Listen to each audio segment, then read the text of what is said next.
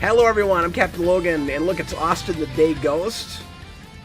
Welcome to a special edition of the Live Comic Vault.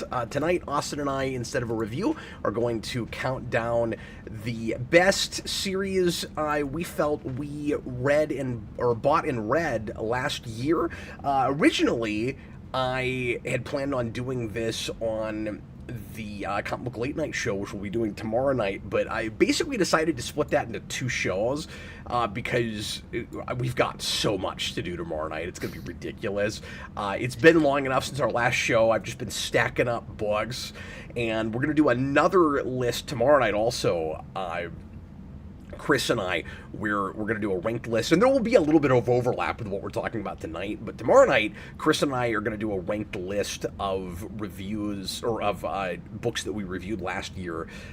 So, again, something of a different list, because not all of those were things that came out last year, but were recent books, and we thought it would be cool to just revisit the stuff that we tackled last year. We did like 18 reviews, but tonight, I wanted to be able to include Austin in new stuff because he didn't do those reviews with us, and Chris hasn't been keeping up that hard, so he couldn't do this part of it. So I thought I would do one list with you and one list with Chris. And the other thing I wanted to mention is years ago, back in the day, because I've only recently started keeping up with current again, so now I'm kind of putting this whole thing back together where it's like, what parts of the shows that I used to do years ago do I want to bring back? I used to do a countdown of best single issues for the previous year, and I elected to do this instead because we've got fewer people that are keeping up that hard and have read a lot of singles, and a lot of people are kind of more trade readers these days. I may do it next year after I've had a whole year, but part of the reason I wanted to do this is because, again, more people are trade readers, and that way folks can kind of get our recommendations for our favorite books from last year that haven't been keeping up with our 3+ hour Tuesday streams. And the other reason is because I only read for half a year last year, and I could come up with 10 pretty easily, but I thought it would make more sense to talk about series as opposed to singles. So this time around, that's why I'm handling that. But Austin, I doubt you would have had a hard time coming up with 10 good singles either. I mean, it would be hard because I feel like I would probably want to try to limit it to different series where it's like, don't take too much from like one, maybe like at most you can do 2 off of one series, and then just trying to think of like every issue. I've read so many issues last year, and especially because I don't have the same thing that you do, where like halfway through the year, like I start reading current, because I started about 2 years ago. But it's like a drip feed where it's like I pick up a series and then a series and a series, and I've just slowly been picking up books for like 2 years, to a point. And I think I'm lower than it now. I was up to like I think 25 ongoing, or not just ongoing because I had like minis and stuff, but I had like a month where I had like 25 issues. So just a ton of stuff. Yeah, I'm really curious to see what your list looks like because you'll have more things to pick from than me. I was a bit more selective in what I bought last year, and and I don't mean selective in that I bought more for quality than Austin. That's definitely not the case. So Austin and I should mention real quick, buy and read differently. I'm sorry, one second, my camera's gone out on me. Oh no. Let me fix that real quick. That's weird. Okay. Oh yeah, I just looked and you're frozen. Yeah. It's back. Hopefully that doesn't happen again. I think I kicked a cord or something. Anyway, so Austin and I read and collect, or I should say, buy differently. So I collect physical singles, and Austin buys almost exclusively digital. We'll occasionally pick up a physical trade, I think, right, Austin? Yeah, it's more just like I'll find some things, or there's certain stuff that you can't buy digitally right now for whatever reason, like that DC Finest, which is kind of their answer to Epic Collections. Like those are only in like actual paperback. Yeah. But you're not buying to collect, I guess, is the point I'm making, because you're Yeah, reading no, a exactly. lot more for singles, and Yeah, or exactly. sorry, I buy to a read. lot more digital, and I do a bit of both. I mean, I guess I should say, these days I read most everything I buy to keep up with the show. That's part of the reason that I do new comic reviews still, and we're doing the late night show in general. There's not as much interest on the channel for new comics. The folks that do care they seem really happy that we're doing that. I want to keep giving that to you guys. But part of the reason I'm doing it is just to make myself keep up. Because when I was buying current a decade ago, I would just stack and stack and stack and would never get around to it. And so at one point I had a long box almost full of new singles that I hadn't read yet, because I buy as much to collect as I do to read, and so and that's why I said I probably don't have as good of a track record for quality as Austin does. And it was maybe a little bit harder for me to come up with a good top 10, because I bought stuff last year as much because I like cool covers, or it's particular characters and series that I always like to check in with, and if it's decent enough, I might continue with. And I also have a lot more miniseries than than ongoings, and very little in the way of mainstream. And I mean, on my list and just on my pull of mainstream in continuity DC and Marvel stuff. Yeah. Yeah, and I'm to a point too where I would just like trying things where it's like, oh, here's like this new kind of indie book. I'll give this a shot. I'll see what this is like, and check that out.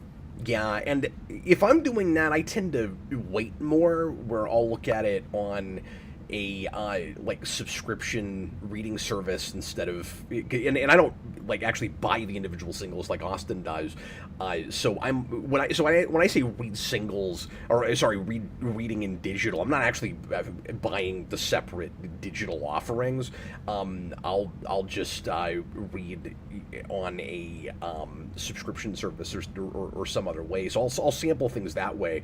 But if I'm buying random things, it's usually because it's something that I collect a lot, or just the cover is badass and I want to display it somewhere for a minute. So that's how I buy. So that to say, I have lots of stuff from last year that I'm glad I bought that story-wise was mediocre, and I'm sad to say that's kind of the situation that we're in with comics these days.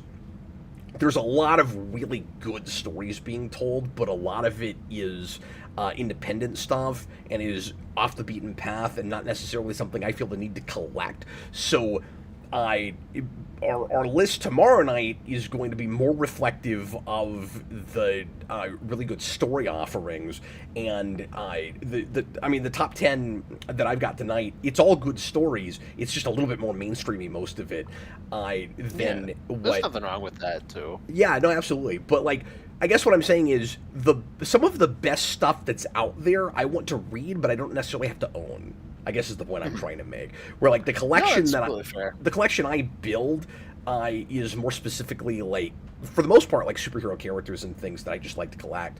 And some of the best stories being told I might eventually like to have in hardcover, if it's that good, but I don't really have to keep the singles for. So anyway. That was long-winded, but just to say that Austin and I tackle this whole thing very differently, and so my list is going to look a lot more mainstreamy, and I mean, it's not necessarily the best stuff on the shelf, all of it. Although the further in you get, the closer we get to some of the best things that are actually coming out. So there is some good crossover between what I'm collecting and what's actually worth reading, certainly. Yeah, I mean, mine's pretty mainstream, so like, I can't say anything about that. Like, oh, okay. It is a lot of, yeah. That's cool. I thought we would hear some titles that people might not be familiar with, or just like some weird horror stuff on your end. Yeah, I mean, I feel like probably next year, if we do this again, I'll probably have more of that, because a lot of the stuff that I have that with, I started to collect kind of near the end of the year, so it's just kind of starting. Okay, cool. For a lot of those kinds of books, or like just didn't make my list, or whatever. There's one big one that I have to just catch up on. I read the first issue and it was really good, but I haven't finished the other three. And that's why in the title I wanted to say what we bought versus what we read. Like for you it's the same. For me there's a distinction where I am reading things that I'm not actually physically purchasing. Yeah. Yeah, for sure. And also to the point that Austin just made, there are at least a couple of things that I would have considered putting on my list, but they just started. And I'm not sure how great they're going to be moving forward. Like how good. So I didn't pick anything that's only got one issue, and I don't think I picked anything that's only got two. But I also didn't only select things that are done. And obviously with ongoings, you might be in the middle of something that is even if it's somebody else's run that's 30 40 issues in, unless it's Marvel, they have hardly anything like that. But I there are a couple of things I could have picked. Like, for instance, I'll just say I don't have DCKO on my list. If I like it well enough when it's done, it might be on my list for next year, but it's only 2 issues in. Mm-hmm. Yeah, exactly. Like, it's just kind of getting going. Yeah, I also have a couple of honorable mentions. I don't know if you want to throw them out. I have 4. We can.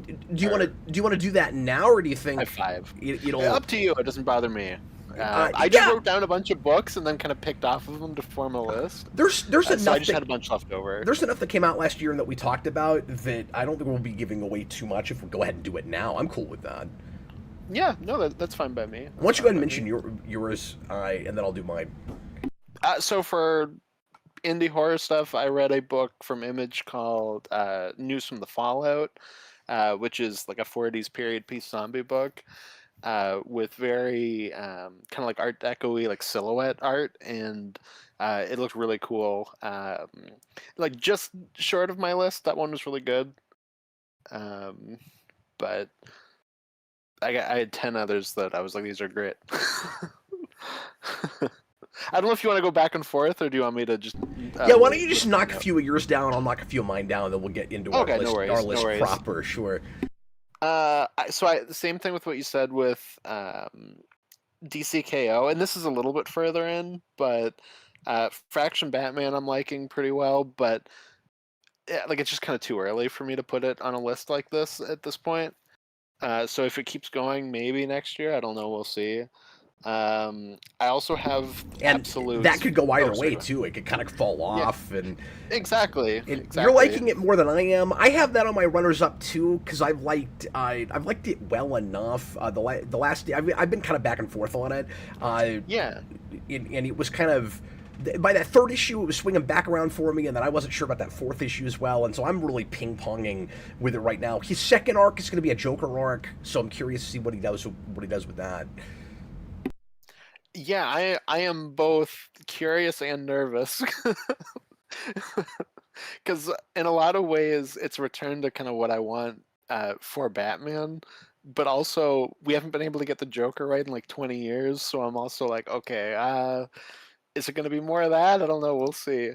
I also have Absolute's Flash and Superman, which are also both books I like pretty well.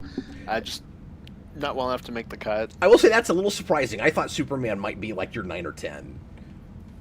It definitely was coming close. Like of my, it's hard to say. It might be the closest to making my list off of my honorable mentions. But it's probably between that and News from the Fallout. Are you caught up with it? I'm 1 issue behind, so just like this last issue. Okay, cool. Because I haven't read past 7 or 8, I don't think. That one I'm real behind on, and I have not been buying in singles. Yeah, and that new one is 14, I think, and that's kind of just the first arc. Is 1 to 14. Like it's pretty long. Yeah, that one was a little bit more slow burn. Yeah.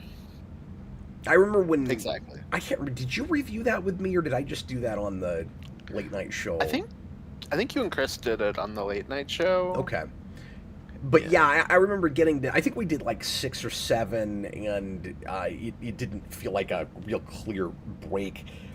I think maybe we read up to just. Oh yeah, because I read a couple after what we reviewed. Because I think we kind of got to Ra's al Ghul, and then that was it. And then there was that really great Haunting Brainiac issue, like right after that, the flashback issue. And Yeah, that one so I said I'm not collecting that in singles. That one I did buy because it's it's a got great cover. the one of the best Absolute covers. And I was like, with Absolute, at first I said, with Absolute, I'm just gonna buy the covers I really like and then read it in digital. And I have now backtracked and bought most of Batman, and I'm halfway through Wonder Woman in getting singles, and I'm curating my covers, by the way, really specifically with Wonder Woman, because it's got some neat variants to choose from, and so I'm being really hyper specific about what I'm buying with that book, and I'm getting a really cool collection of that. So I've decided that Absolute Batman and Wonder Woman I'm going to write all the way out, and then the rest of them.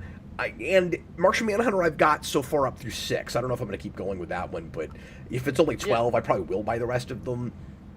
But anyway, and then the rest of them, the other Absolute books, I might go back and eventually get them if I find some of them for half cover or something. But I don't know that I have to own the entire line. But Batman and Wonder Woman, I have to have all of those. Mm-hmm. Yeah, no, absolutely. And as well, people are mentioning this in the chat as well, but Brainiac is probably my favorite Absolute villain. He's fantastic. I really like that take on Brainiac. And yeah, the Ra's al Ghul thing, because I know there's some people that are kind of annoyed by it. It's fine for me. I think it works.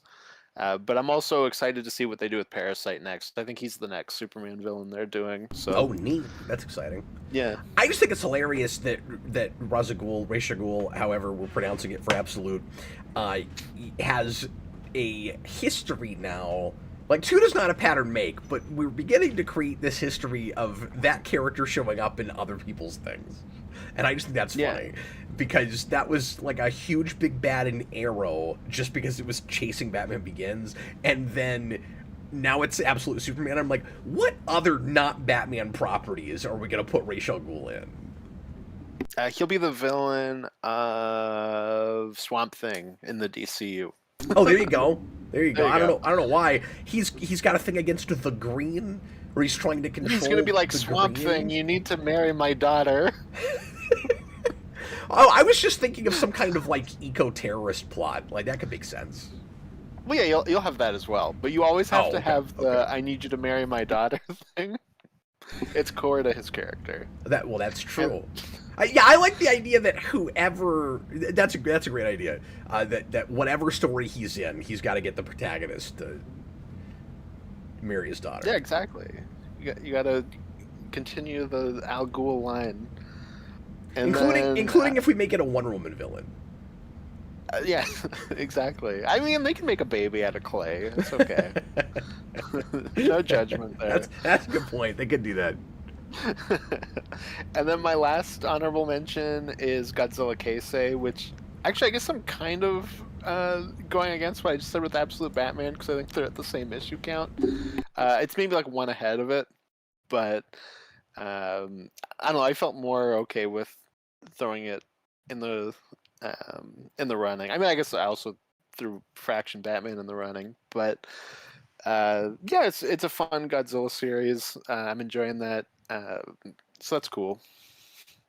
Especially when there's a lot of Godzilla stuff I'm reading right now that's not great. Are you buying everything? That's like the one thing where I'm like, I shouldn't be. But I kind of am. I'm glad I sort of talked you into trying out Godzilla Ninja Turtles, though. That turned out to be pretty great. I don't have that because it's only one issue. an issue in so far, but yeah. If it was further, maybe next year. I was gonna say if it was further and it stayed at the same quality that first issue is, it's got a chance at cracking it. It's really quite good. Yeah. Yeah, definitely. I'll throw out a few honorable mentions real fast. Most of the reason I didn't pick this is also it's just not far enough in, and it may not stick the landing. I guess I'll see. But Power Rangers Ninja Turtles 3, I've been really impressed with so far because I have not been the biggest fan of the first 2 of those, and it won me over quick, both in art, which is just freaking dynamite, and the it's published by Doom, but the art is dynamite looking. And then Zed and Shredder teaming up is really great. It throws you cool story curveball right in the first issue with, spoiler alert, the alleged death of Splinter. So even if that doesn't end up sticking in that series, it was cool that at least in that moment it feels like it's mixing stuff up and doing crazy things. And that third issue was is spectacular. And I just love all the silly evil rangers that series is doing. So in a period where I'm not invested in IDW Ninja Turtles, really, the stuff I read from Jason Aaron is decent, but I wasn't like in love with it, and I haven't finished that yet though, and I haven't bought 13 with the new creative team. I can't get excited about that art, and what I read about it, it really grabbed me. But if I hear good things as it goes, I might backtrack and get back into it. But I was just gonna say, in a period where I don't care all that much about IDW Ninja Turtles, and I really don't care about Power Rangers right now at Boom, it's neat that the one thing that's got me excited about either of those is both of them. That's kind of cool. And then we talked about Fraction Batman. I did have that on the list. Batman Second Night is only 2 issues in so far, but it's great so far. Austin and I, or no, you didn't read First Night with me, right? That was a Chris review. Chris, yeah. We liked that quite a bit. It didn't have a great ending or anything. It had kind of a callable twist, but other than that, like, the art was great, the characterization was really good, the period stuff was authentic, and so far Second Night has really lived up to that. It's some of Jurgen's best work in a long time. I really like it. It's like the dead opposite of like his Batman Beyond or something. He's got such a quality chasm sometimes, that guy. But anyway, so far I'm liking that quite a bit. And then Robin and Batman Jason Todd was really good. I need to get the first series. Like with Second Night, I didn't even realize that was a sequel initially, and so I've not read the first one. And that nearly cracked my list. It and my 10 were fighting for that 10th spot pretty hard. But okay. Those are some runners-up from me as well. Nicholas Bodo says IDW Sonic would be on his list. I have bought and read the last 3 or 4 issues, but I hadn't been keeping up with that series, so I was kind of dropped in and had no idea what was going on. And so, like, it's decent. Like, that guy, Ian Flynn, always does a good job, but I don't know what the hell's happening. Like, Sonic wasn't even in the first 2 issues that when I came back. I came back around, I think, 78. You're in the middle of Reign of the Sonic Men.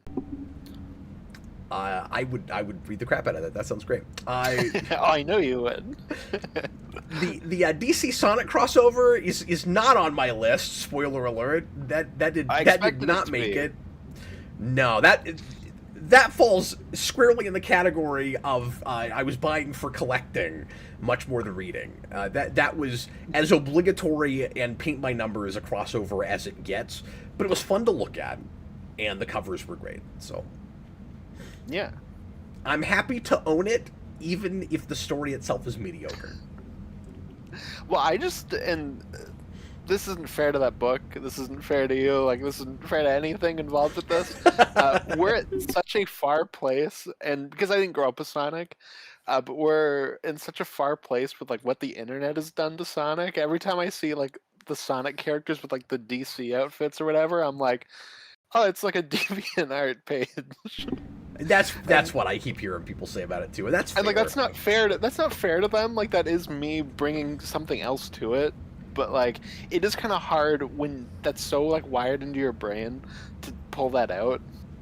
Yeah. No, I actually think it is fair. Like, I think you're right when you say that. I look at it and I go, no, it does look like that. That's true. But I'm able to separate that because, like you said, I did grow up with Sonic stuff, and the meme-ness of Sonic comes late enough that I'm able to really compartmentalize that. Yeah, no, exactly. That's why I'm like, it's not really fair to it. Like, the official Sonic comics do not have to answer for like the bizarre insert your name the Hedgehog stuff. Yeah, like it is not Ian Flynn's fault that like Sonic EXE exists and stuff like that. No, no, exactly. It's not his fault that like Sonic fans are some of the creepiest people online. Yeah, exactly. Okay, let's go ahead and get into our list proper. We'll try not Yeah. to take too long on this. I've talked about these books ad nauseum on the regular comic show, so I'm going to keep it as brief as I can. But Austin, give us your number 10, and I will try to put covers up as you talk so that people can see what you're talking about. Go ahead. Yeah. So my number 10 is Void Rivals, which is very much the kind of dark sheep, I would say, or the dark horse. I mean, I'm like merging metaphors here. The dark horse of my um, comics, not in Dark Horse the company, but like just in the fact that it's a book that every month I'm like, oh yeah, like, I'm still reading this. This is pretty good. And then I read an issue and I'm like, oh yeah, no, this is why I'm still reading this. This is really good. It's one of those. It's like I get away from it for like a few weeks and I'm like, Void Rivals, I like that. And then I read it and I'm like, oh yeah, this is really good. And I'm excited to see where that goes in 2026 because it's kind of building to really big kind of event territory with it. Yeah, I'm curious to see just how roped in everything gets when they get to more big events Hmm. Yeah, with same that here. G.I. Like, Joe and Transformers, and I'm also curious to see if they launch any other books this year. I feel like we will at least get a Mask book this year, just because they've been like dropping little Mask references here and there. They I were don't know, maybe smart. we'll get like a ROM book. Maybe a ROM book. I thought of that too. They were smart to wait this long before they introduced that stuff because they Energon has been so consistently of a quality that I think there are people that don't know or care what Mask is that will try it just because they're doing it, and that would not have been That's what the I case have. early on. Yeah. Yeah. Well, and that's where I'm at with GI Joe, where like Mhm. I didn't grow up with that. I knew next to nothing about it before we reviewed the Cobra Commander book on Yeah. Comic Book Late Night, and I am all on board with trying their GI Joe now because I feel like that's probably a good way to experience it. In the same way as like I don't think you have to care about Transformers to read Transformers.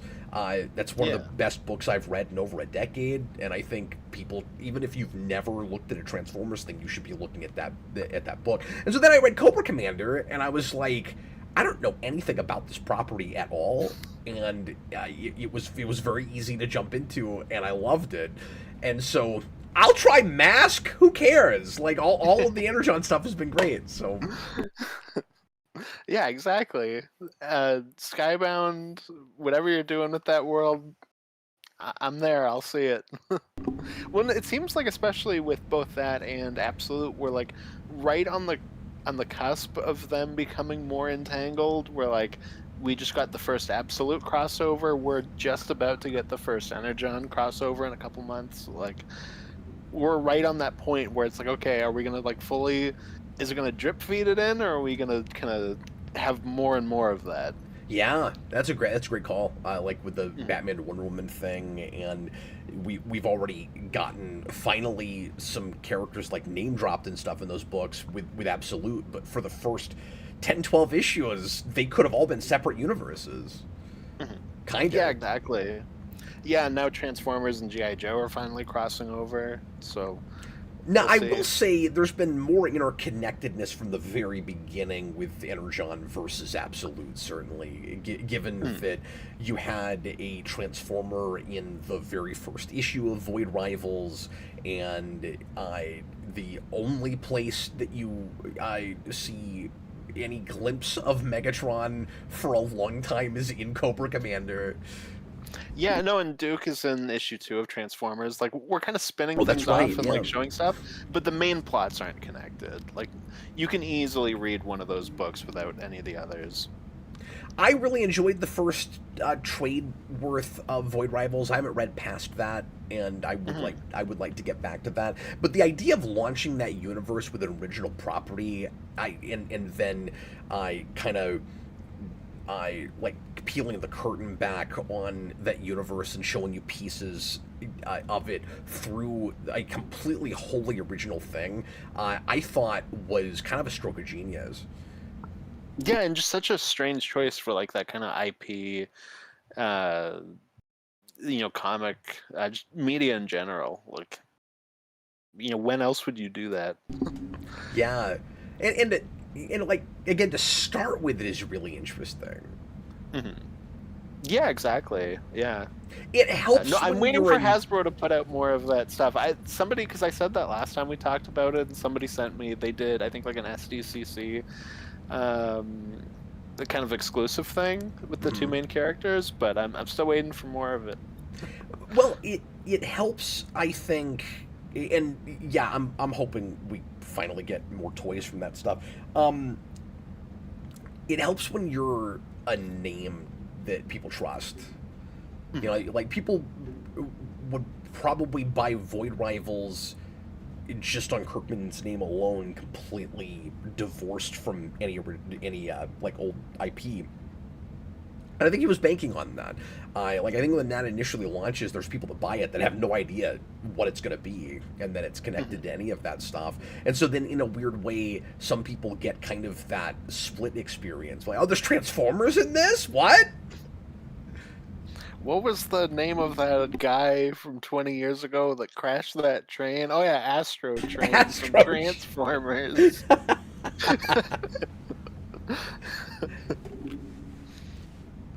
But yeah, Yeah, exactly. that was kind of inspired.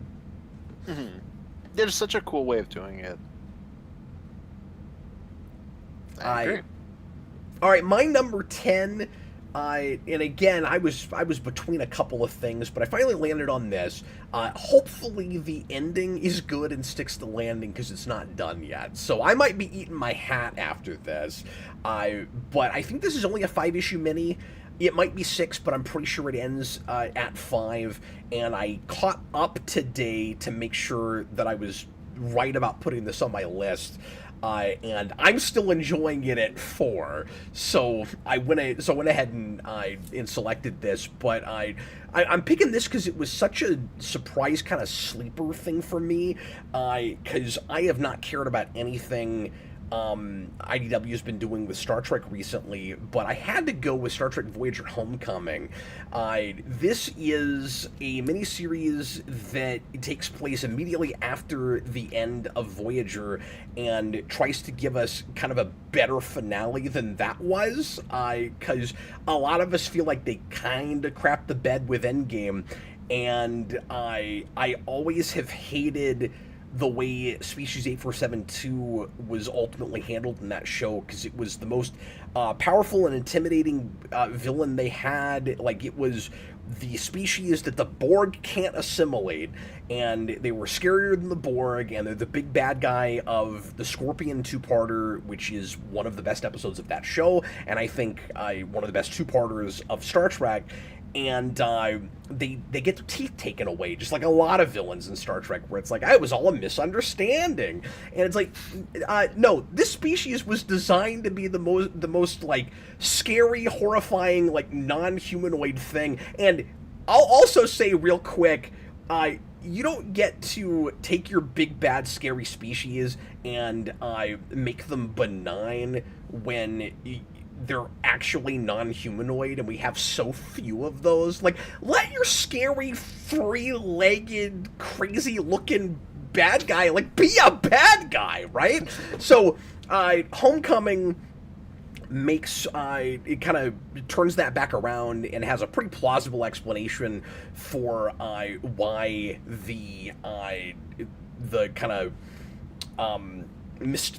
or a misunderstanding in the Flash was just a faction of species 8472 and wasn't indicative of the whole species. And so when Voyager gets home, there is a contingent of Starfleet officers with Admiral Paris that come to greet them, and it turns out that they're all species 8472, and at the end of the first issue, it sucks them into fluidic space, and so immediately after Voyager gets home, they don't even get to... They've been stuck in the Delta Quadrant for 7 years. They don't even get to step foot on Earth. They're just immediately lost again, and it's kind of wonderful.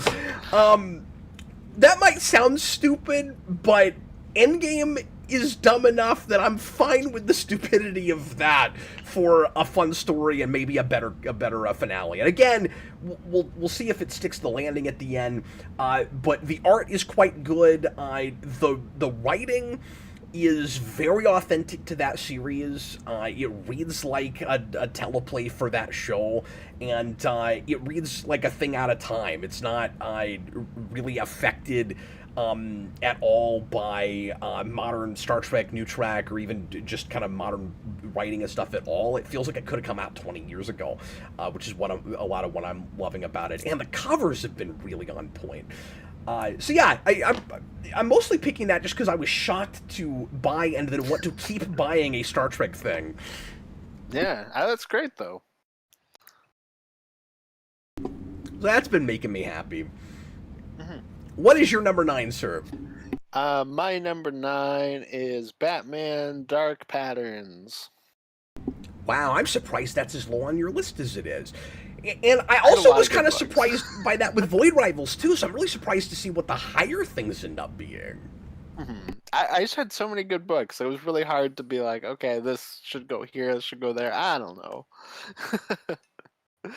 But yeah, this is like one of my favorite Batman things in a long time. It's great. I would love to see Dan Waters, if he continued with this, get a run on detective, because obviously this is more of a detective kind of mystery book. So would I. I think he'd be a good fit for that. And this team, like, bring this artist back. Yeah, and this is Hayden Spring. That's one of our viewers. That's not a DC comic artist. Yeah. No, Hayden Sherman, who is also the artist of Absolute Wonder Woman, and he's slowly becoming. Oh, I forgot that was the my same favorite guy.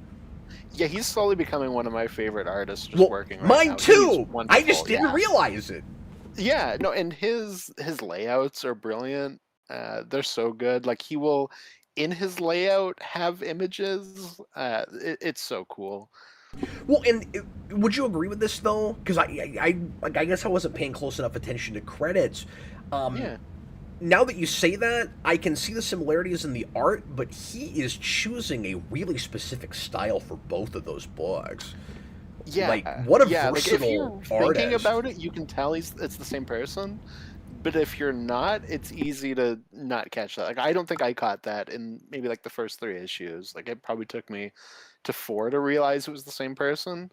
So, absolutely. Yeah, he's not like an Andrea Sorrentino or something, where like I always like his art, but it's always the exact same kind of thing. Yeah.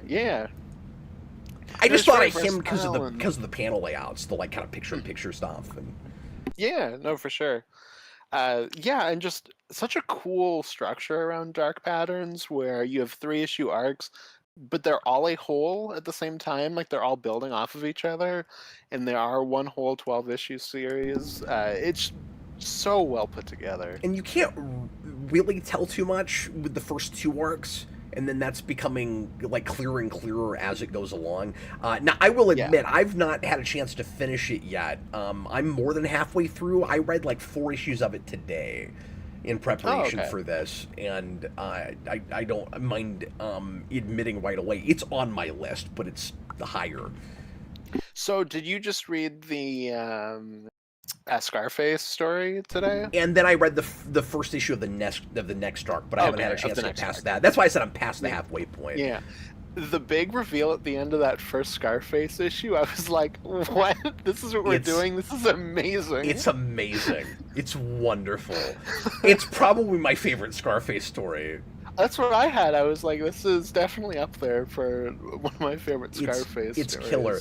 And then I really like how...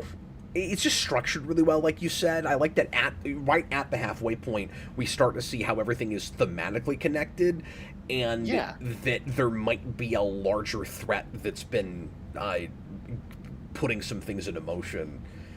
Mm-hmm. Yeah, I would really like at some point to go back and read it all together, because even just getting to the end, I'm like, oh, there's stuff like page 1 of issue 1 that is setting up things that will happen in the last arc. So I'm like, there's probably so much I missed. I may front load it for a vault in the not too distant future, because I would like to read it all together too and talk about it as one piece. Because when it started, the thing I was really liking about it is that it felt like the old Legends of the Dark Knight thing, where it was kind of anthology, and it was also, like you said, 3-issue arcs, which that book I think did a lot of 3 issues. And then it kind of surprises you with, it's not just 4 loosely connected stories. It is one story, but you don't actually know that right away. I think that's really cool. So like, it reads anthology, but the further along it goes, it's not that. Yeah, yeah, exactly. You know more about how far that goes than me, because I've not finished it, but. Mm-hmm. And it is just a perfect book to sit down, read, and like have the Giacchino score blasting for the Batman. Like, they pair so well together. That would probably get, and there are some good contenders this year, but that would probably top my list for most impressive panel layouts. Yeah, sure. Just really striking. Yeah, there's a couple of books I have where I'm like, just really cool experimental panel layouts. And it's so nice to see that in 2025. With how mediocre a lot of stuff still is in the industry, where it's just kind of paint by number, going through the motions. That you've got, and in an era where everybody's worried about AI taking over and stuff, it's really nice to see artists still experimenting, still messing around with the medium. People really know their craft and just, go all out, and you can just see just how much they perfected their ability to do things like that. Just, and that's like just master their craft. That's a lot of the reason I finally came back. And started trying things again, because this is the closest thing to a renaissance we've seen since like Rebirth, since like early 2010s, or I should say mid 2010s, and I don't think we're there yet. I'm not really ready to say we're at a comic renaissance, but it's like the closest we've had in a while. And like, there are some companies that are doing some stuff that, like, for them, they're having a renaissance, but you don't have the big two at the same time doing that, and DC is still hit or miss before it's like at a glory days place right now. Like, I don't feel like we're in Rebirth territory for DC right now. They've got way more great things going on than Marvel does, certainly, but they're still either recovering from some mistakes they were making around COVID and just before, or they've not learned all their lessons from that stuff. So I don't mean to paint DC as the straight-up good guy and Marvel as the straight-up bad guy, but that is why I feel like I can't quite say we're at a full-on comic renaissance right now. What I would like to paint it as is DC as the kind of gray area place where they are doing some really great things, and Marvel is the bad guy. Yeah. Yeah, fair enough. I mean, like 2 weeks, I'm getting Joshua Williamson Iron Man, so here's hoping we start to see some turnaround. No, me too, but see, that even if that's great, that's not going to tell us anything. They're going to need 3 or 4. But that's what I mean, like, hopefully that can be the start of, oh, wait a minute, putting like good creators on books is a good idea. But see, and also leaving them alone. And not burning them out like they've done with Hickman. I would say this is kind of fuel for my fire, I guess is what I was going to say, Austin. Marvel is in such a rock bottom place for me that I'm going to buy an Iron Man issue. Yeah. Like, I don't even collect that character. I could not care less about owning. I'm actually going to buy that day one, because I have to and this is speculating. It may not work out, but I need to own at least the number one of the first truly good series, like mainline 616 series they've had in a few years. Yeah. Like I have to have that if it works out, and I think it might, based on previews, I think it might work out. They put out a 5 or 6 page preview for that issue a while back, and I was impressed with it, and I was like, I'm gonna actually buy this because I have to have that if it's good. No, I mean, I'm hopeful because at the end of the day, like I grew up more with Marvel. Like I love DC, I love just comics in general, but like I do really want Marvel to be good because I do love Marvel. Like, it breaks my heart that I don't really have anything going with them right now. No, it does me too. And obviously, like, in my way, I'm more of a DC guy, but only because I'm such a Batman guy. I mean, I've always said that. Like, I've always liked Marvel as a universe, and I've liked Batman for DC, and then most of the pockets of other DC that I go to are just other Batman-related, Batman-adjacent things. And I don't like that I'm not buying any Marvel. That drives me crazy. Like, I'm not at least on a Spider-Man. You're not excited to read about Hellgate? I don't even know what that is. That's their the new villain in the Spider-Man book. He basically looks like Ares from Wonder Woman. Oh, and good. Yeah, I heard his first issue was basically just a knockoff of that JMS Moreland one, where Moreland's coming to kill Spider-Man and he can't get away. But I don't know. But yeah, Spider-Man and X-Men, like when I was buying current religiously, I always had at least one Spider-Man and one X-Men book.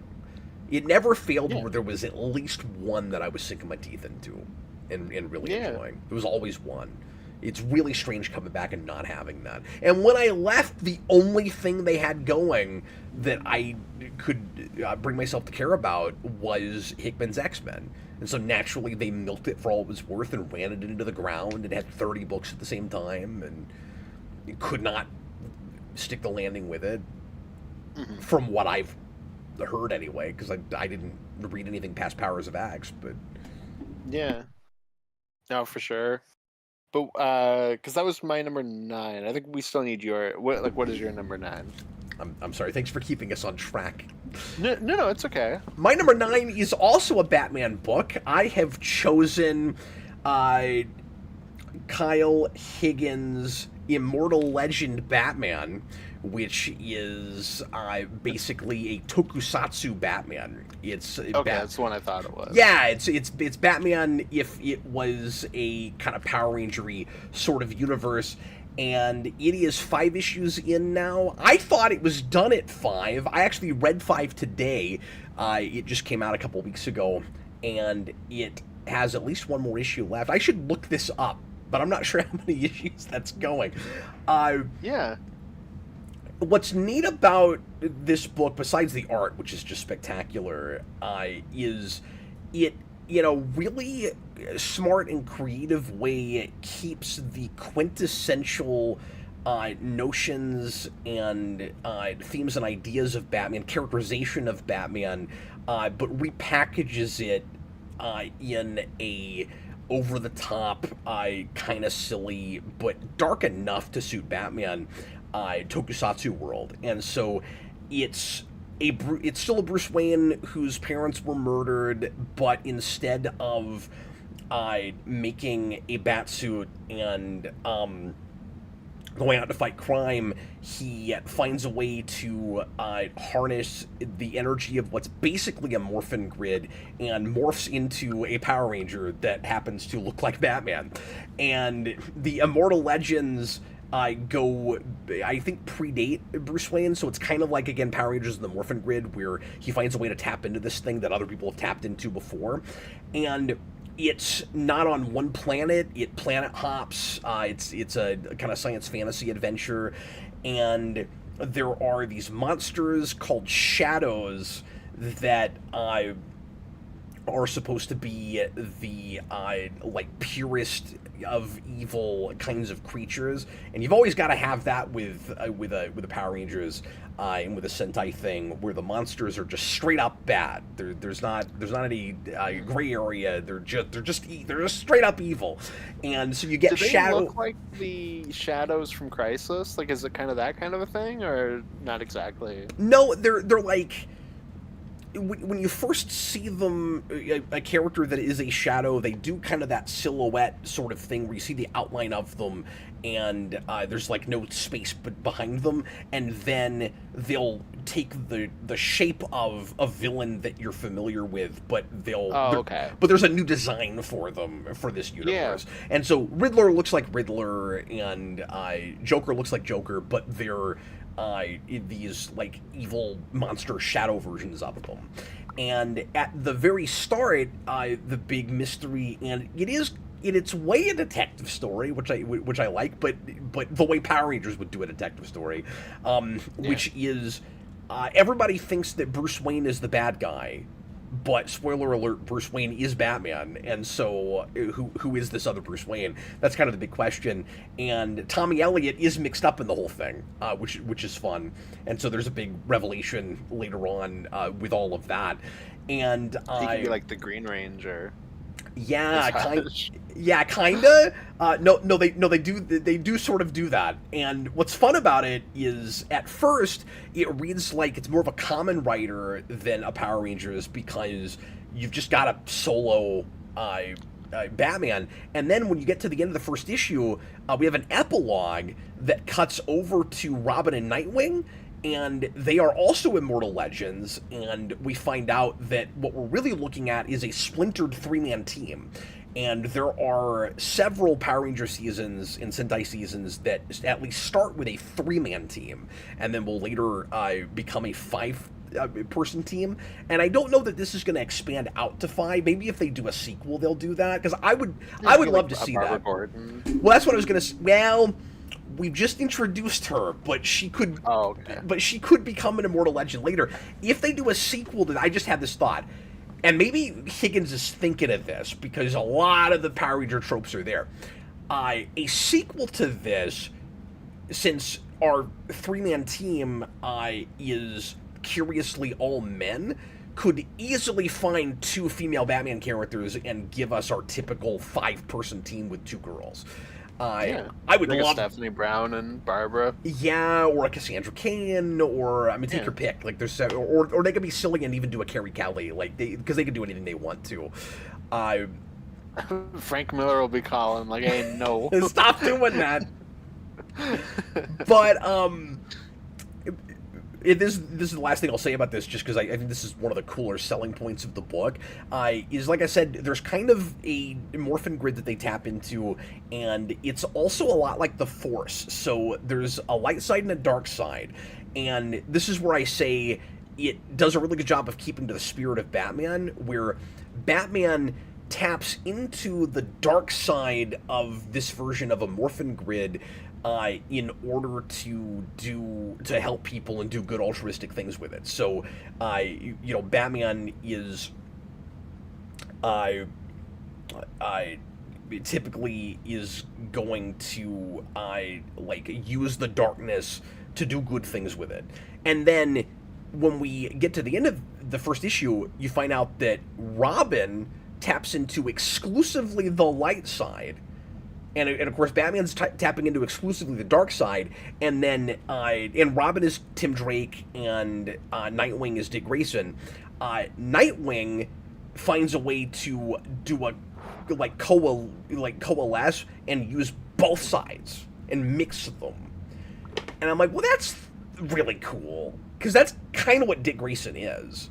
Where, like, he has sort of a best of both worlds, where he can do the intimidating Batman thing, but there's much more of, like, a lighter, brighter side to that character. And so, I thought that was really cool. That's neat. Oh, yes, Nicholas Bodo, their Bane is awesome. Oh, okay, cool. But I'm sorry. I'm guessing it's probably... No, I was going to say... I had to imagine that they were probably taking at least shades from Kamen Rider, just because that would be easier with Batman. But also with the Bane thing, I'll just say it's probably very easy to get like a ton of villains in there, just based off of like the Tokusatsu thing. Yeah, they're being more reserved with it than you would think, though, because you'd think that at some point they would just throw a bunch in there so that they could like play with designs and stuff. It's been one each issue, which is also very Power Rangers, where it's like each episode we got to fight one monster, and that's how they've been handling it. So the first issue is Two-Face, and I think it's Bane after that, and then the Riddler issue is awesome.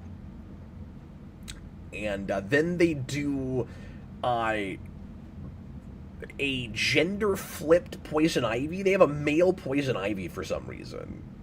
Weird. That's really odd. And then that fifth issue is Joker. Oh, okay. Nicholas Bodo, I might check out Williamson Superman if I get time. So I reviewed with Austin and Dan the first few issues of that a couple of years ago, and he's up to 30 now. And I would like to catch up on that, and I might even backtrack and start collecting that, because I don't think any of those have gotten hard to get or anything. And there's a clear cutoff with that to me, because, I mean, maybe it'll be great and we'll hear good things. I do not care about this Reign of the Superboys thing. Like, I cannot get excited about that. Yeah. And so... and I've heard people say that are reading his run, like, oh, that makes sense. Like, I'm interested to see where that goes. So, I just picked up that. Okay. Maybe I can be Jeremy one over Adams. on it, I guess. Yeah, we'll see. So I just picked up that whole run and Jeremy Adams' Aquaman. So I've been reading Aquaman and Superman. I will try to have done by the end of the month to catch up for the newest issue coming out, and then I'll probably start talking about both of those on the Tuesday show. Okay. So, yeah, I'm excited to get into that Superman. Yeah, I didn't know you were planning to try to start buying that.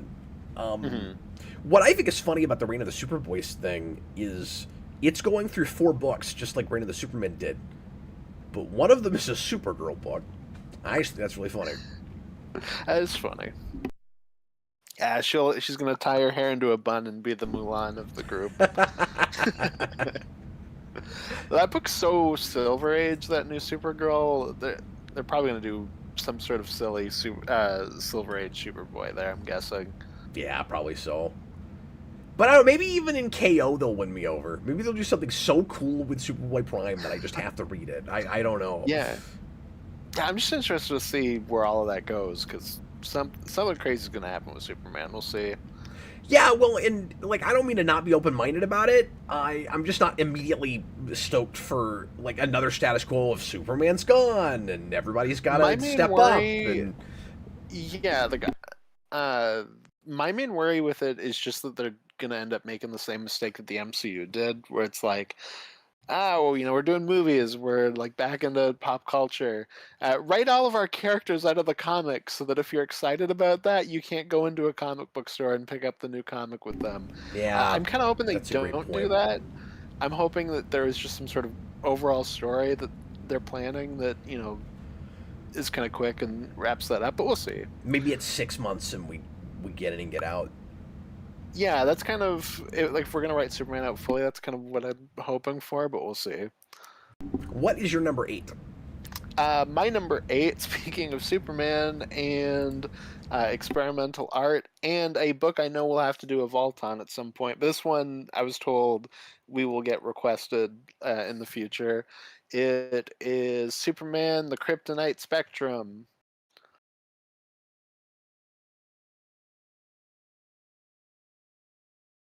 Sorry, I'm just pulling it up. Oh, sorry. No. You should start talking about this book. I know, it just threw me off for a second. I forgot that's what you were doing. So it's like, oh, did we like freeze for a second? Okay, no, we're good. Oh, sorry about that. No, it's okay. So that's one that I read the first issue back when it came out and just hadn't gotten around to the other issues. I was buying it, but just kept. Did you finish it? Pushing it off. Yes, I finished it today. I read 5 today. Yeah, it's really good. I really like that book. I like how every issue is experimental in a different way. Mm-hmm. And just... Which makes sense with the theme. Yeah. because at first it's like every issue is a new weird kind of kryptonite, and we dropped that by the end, of course. But Hmm. Yeah, exactly. But like, I don't know, they do such a great job kind of updating Silver Age stuff and just kind of that feel of reading a Silver Age comic.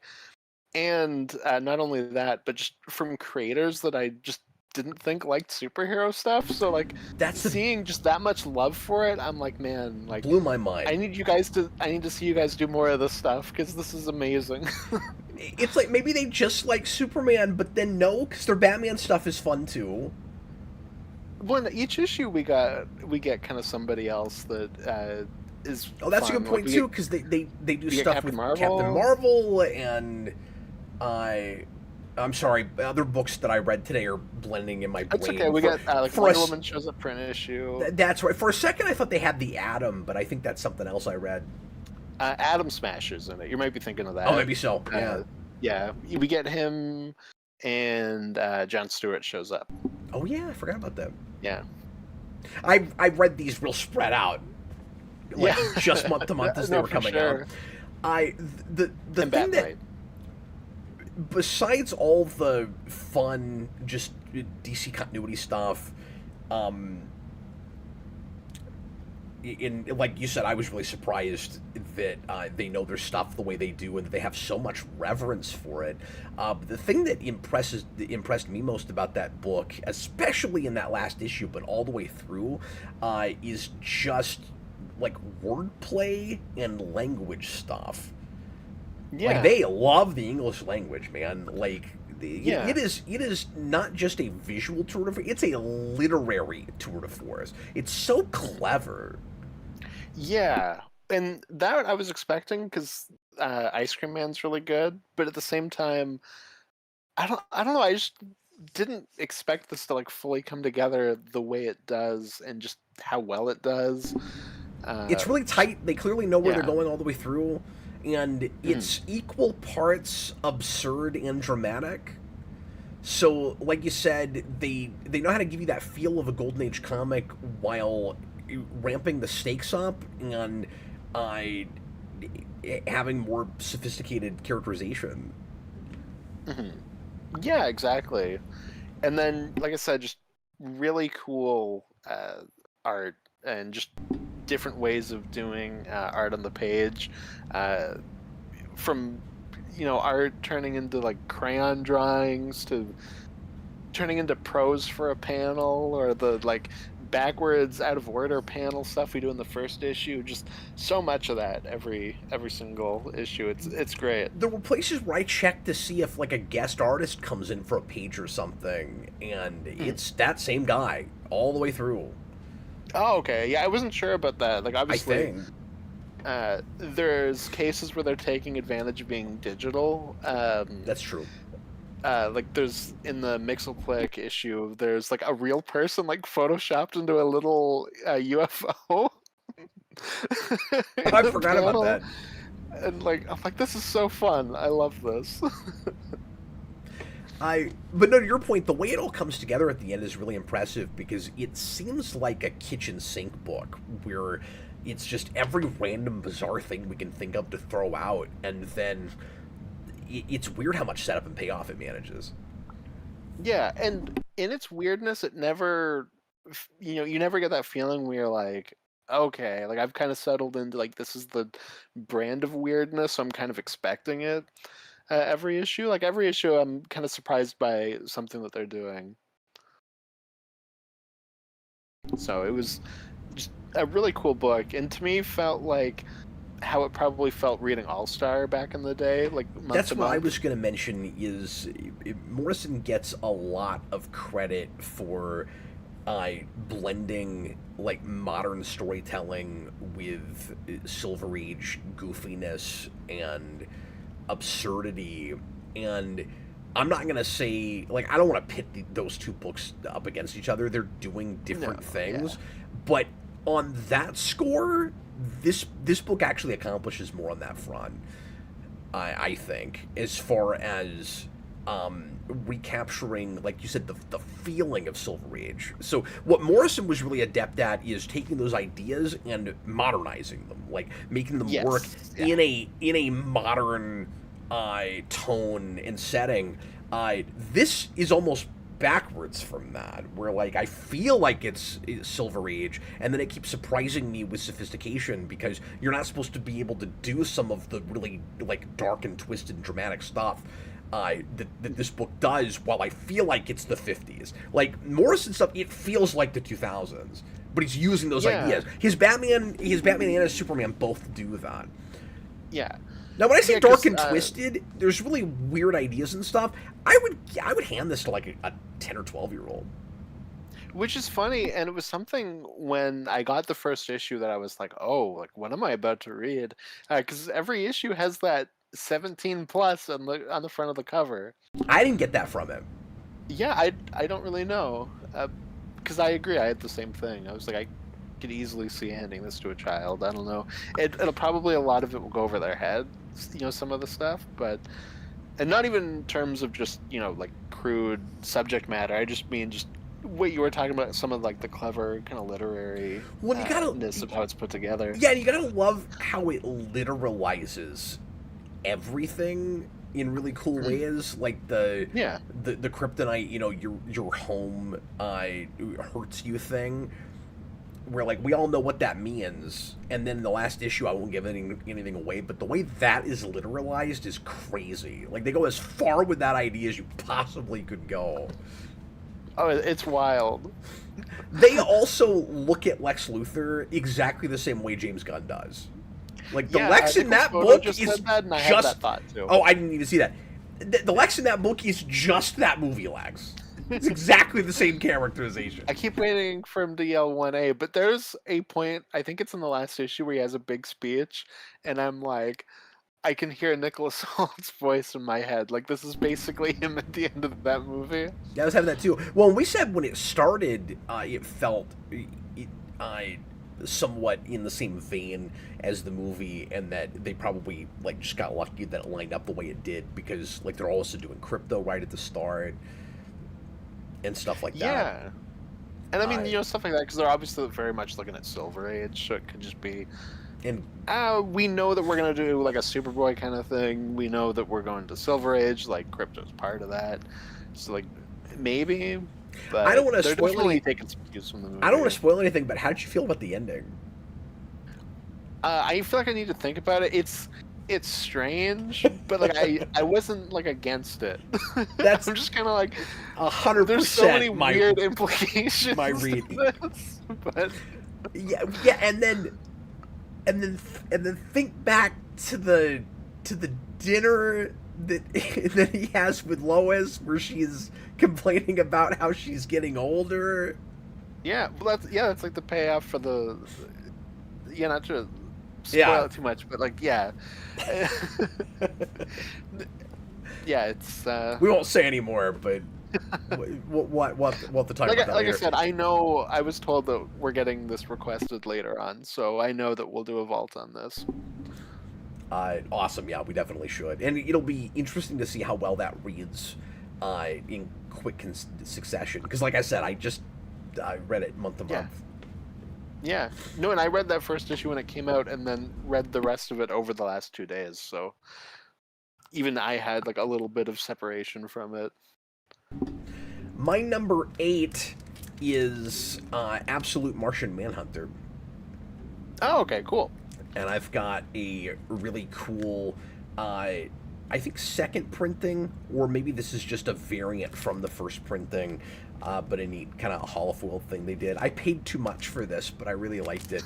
And I've said this before, but I really appreciate that DC, with their variants, will give you the A cover inside. So you get this really cool cover, but then you still get the A cover. And that is really nice. A lot of why I buy these, because you get to have your cake and eat it too. They always charge at least an extra $1 for it, which I don't like, but if I like the cover enough, sometimes I'll eat it. Whatever. Anyway, I mean, don't eat it if you like the cover.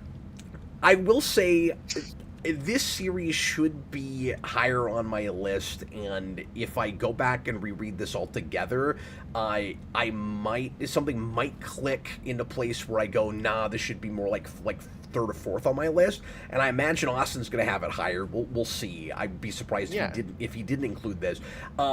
It lost me a bit in the last couple issues trying to read it month to month. I just couldn't follow it anymore. I got to where I had no idea what the hell was going on. But I love it for kind of like what we were saying with Kryptonite Spectrum. It's almost like an opposite thing with that, where it's weird and psychedelic and experimental. I mean, I could almost, for most of what's on my list, put this in the exact same order just for cool panel layouts, and just really cool original, distinct styles. But so I love it for the look, and I love it for the atmosphere, and I love it for the really cool, bizarre reinvention of Martian Manhunter.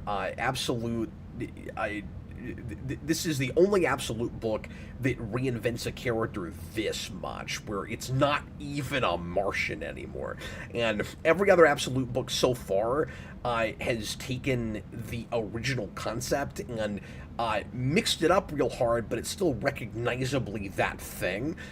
Some, more than others. I think the most interestingly straightforward, closest to exactly what it was before book is probably Wonder Woman, and then after that, and then Martian Manhunter is on the opposite end of that spectrum, and then on that line, everything else fits between them somewhere.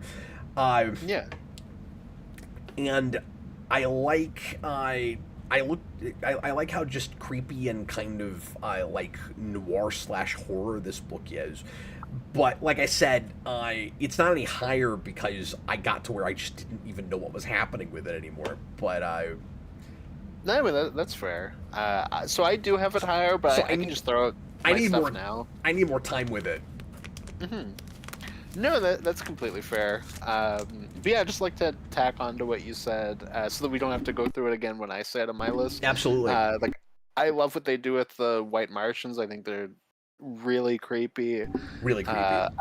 I love how they visualize his mind reading powers. That like everybody like bleeds out colors that he can then breathe in like smoke.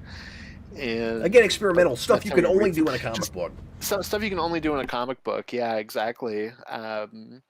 Like it almost feels like a more experimental, like out there adult version of like a. I'm trying to think of what that old school animation company was called. The one that made like. Is it Gerald McBoing Boing? I think they made that. The one that.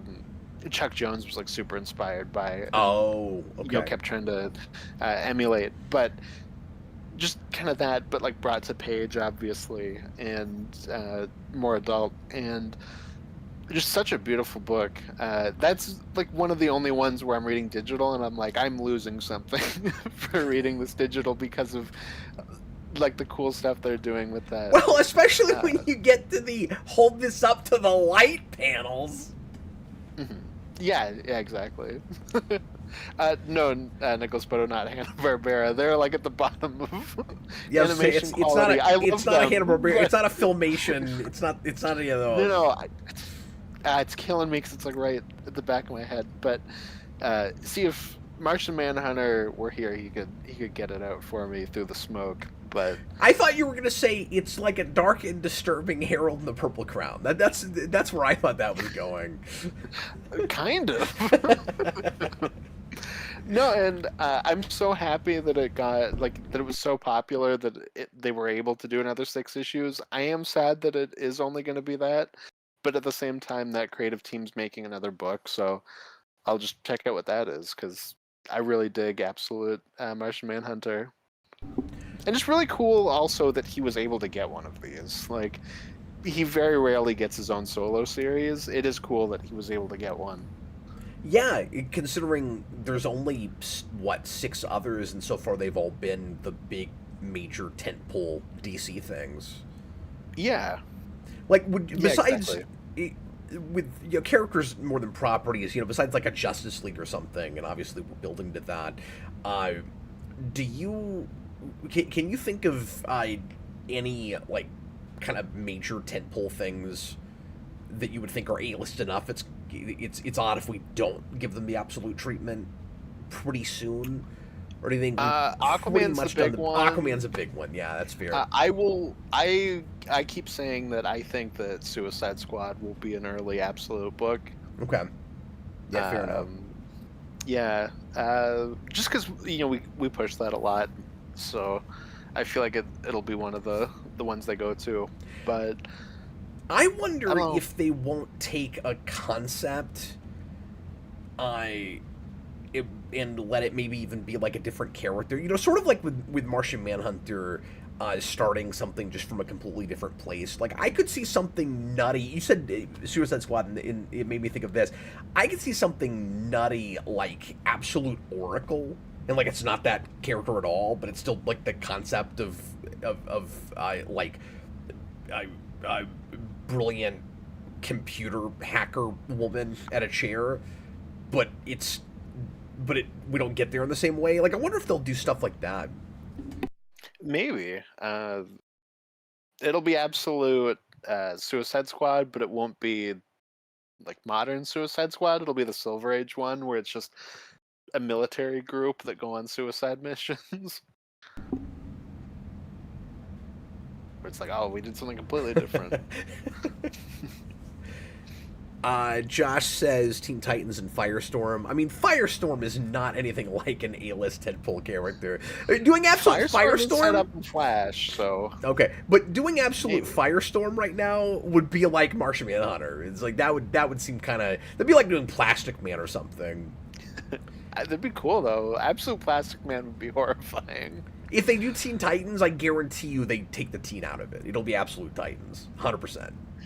Probably, unless we like really focus in on them being teens, like you almost do like a Runaways thing, Oh yeah, where it's like sure. here's like a couple of teens that are just kind of on their own. Maybe something like that. They'll call them the Absolutes. Like they'll do the No, that's what Ultimates, the but they won't do it Justice League has to be. with. See, I don't think it will be. It needs to be. I'm gonna sue Scott Snyder if that's not what happened. Nicholas Photo says we already got Absolute Justice League. I don't know what he means. I think he's talking about. I think that's what the villains are calling themselves at the end of Absolute Evil. Oh, that's right. But I mean, obviously we're building to getting our superheroes together. Well, they're the Justice League, so that's why our heroes have to be the The Absolutes. Absolutes. And I don't want to spoil anything, but there's a little bit more momentum toward that than I would have expected in just the Batman Wonder Woman crossover. That makes We're sense. like 'cause we are there's- hinting at it pretty hard. That makes sense because there's an early Wonder Woman issue. I think Wonder Woman will be the glue that holds all these characters together. Because Yeah, there's an earlier issue with her too, where she's like, I want to have like a group where we can all get together and do good together. oh, I forgot about that. But yeah, there's no And opinion to be yeah. had about that. That's just what they're doing, Austin. that she will be Yeah. she will be the glue. That's absolutely what they're doing. Yeah. Well, yeah, and I watched an interview with Kelly Thompson the other day, and I think she kind of pitched this being the first crossover thing because she was like, well, it should be Diana. Like, this is kind of where we're all at with these books. So, like, it makes the most sense for her to be the one that initiates that. And I'm like, that is just true. Well, she's arguably the only true honest to God superhero right now. Like, some of the others are trying, like, they're getting closer. I haven't read enough Superman, but like, she is the only one of them that's looking around at everything and going, the world is so screwed up, and like 13 and 14 are all about how the world is out of balance. Yeah, I love that bit in 1314 where she has to give a speech about, look how awful the world is. Like, why does there have to be like an evil version of She me comes when straight out and says it's clearly darker than it's supposed to be. Like, she is tapping into Darkseid created the world. Mhm. Yeah, exactly. and it's great. But she's like, the world has needed people like us forever, and like we have to step up and do something and try to Mhm. be that counterbalance. And Yeah. again, not to spoil too much, but she kind of brings that up to Batman. Yeah. Oh, okay. That makes sense. It's like you can't just go around stabbing people with your ears.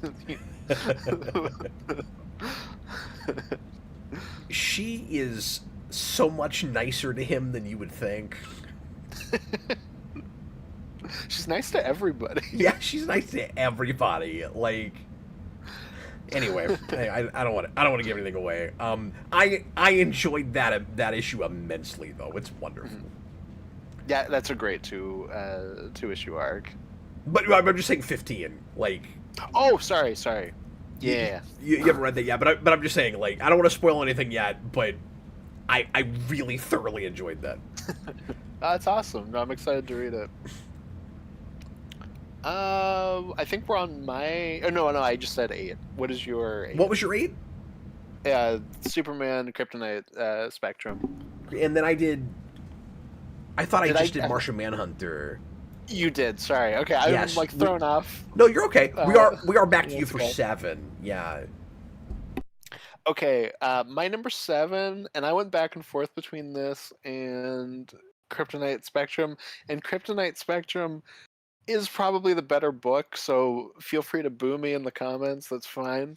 But I don't know. I was just kind of in a mood, and month to month reading this was a big thing for me. Crypto, the Last Dog of Krypton, is my number 7. I really loved this mini. Didn't make my didn't even make my runners I up. didn't think it would. It's fine. I was ultimately not ultra impressed with it. I thought it was kind of uneven. That's fair. No, I thought I really liked it, like start to finish, but that's completely fair. I didn't dislike it. No, I mean I'm defensive already. I'm like, I know I put the crypto book on my list. I kind of liked the anthology bent with it. Yeah, I really liked that, and I really liked how just kind of down it is until the last issue. And then that last issue was the much needed, like, okay, like, we finally got there. It's very much just like a Homeward Bound, but with crypto. Yeah. Well, that's my big. This is why I say it's uneven. That's my big problem with it. Is it's. I feel like he's laying that on too thick, and it gets too down. Where by the time it comes back up, and crypto has any reason to think Earth might have like good people and good things in it, I feel like it's almost too late. I feel like at the point where he gets to I don't want to spoil things. At the point where he gets where he is in 5, I feel like he should be so distrusting of everyone. But it's so happy and it's so nice that I'm like, yeah, hell yeah. But that was my problem with it. Is I didn't think it quite earned that played that for me. But fair enough. Yeah, did not quite play for me. Yeah, I feel like fair it enough. needed just a couple of. It's so dour that I feel like it needed a couple of places where crypto saw just like an inkling of more humanity in people before we got to that. I think that we get that like issue to issue. Like each issue, I think there's like little stuff where he gets moments of happiness that get cut off. So like I think that's where you get that element where it's like, oh, there's good to be had here. It's just everything's kind of pushing that down. And then, ultimately we're gonna get to a place where like, no, we can let that breathe. Again, So, I was like, just reading it month to month, and I don't remember a lot of that, but yeah.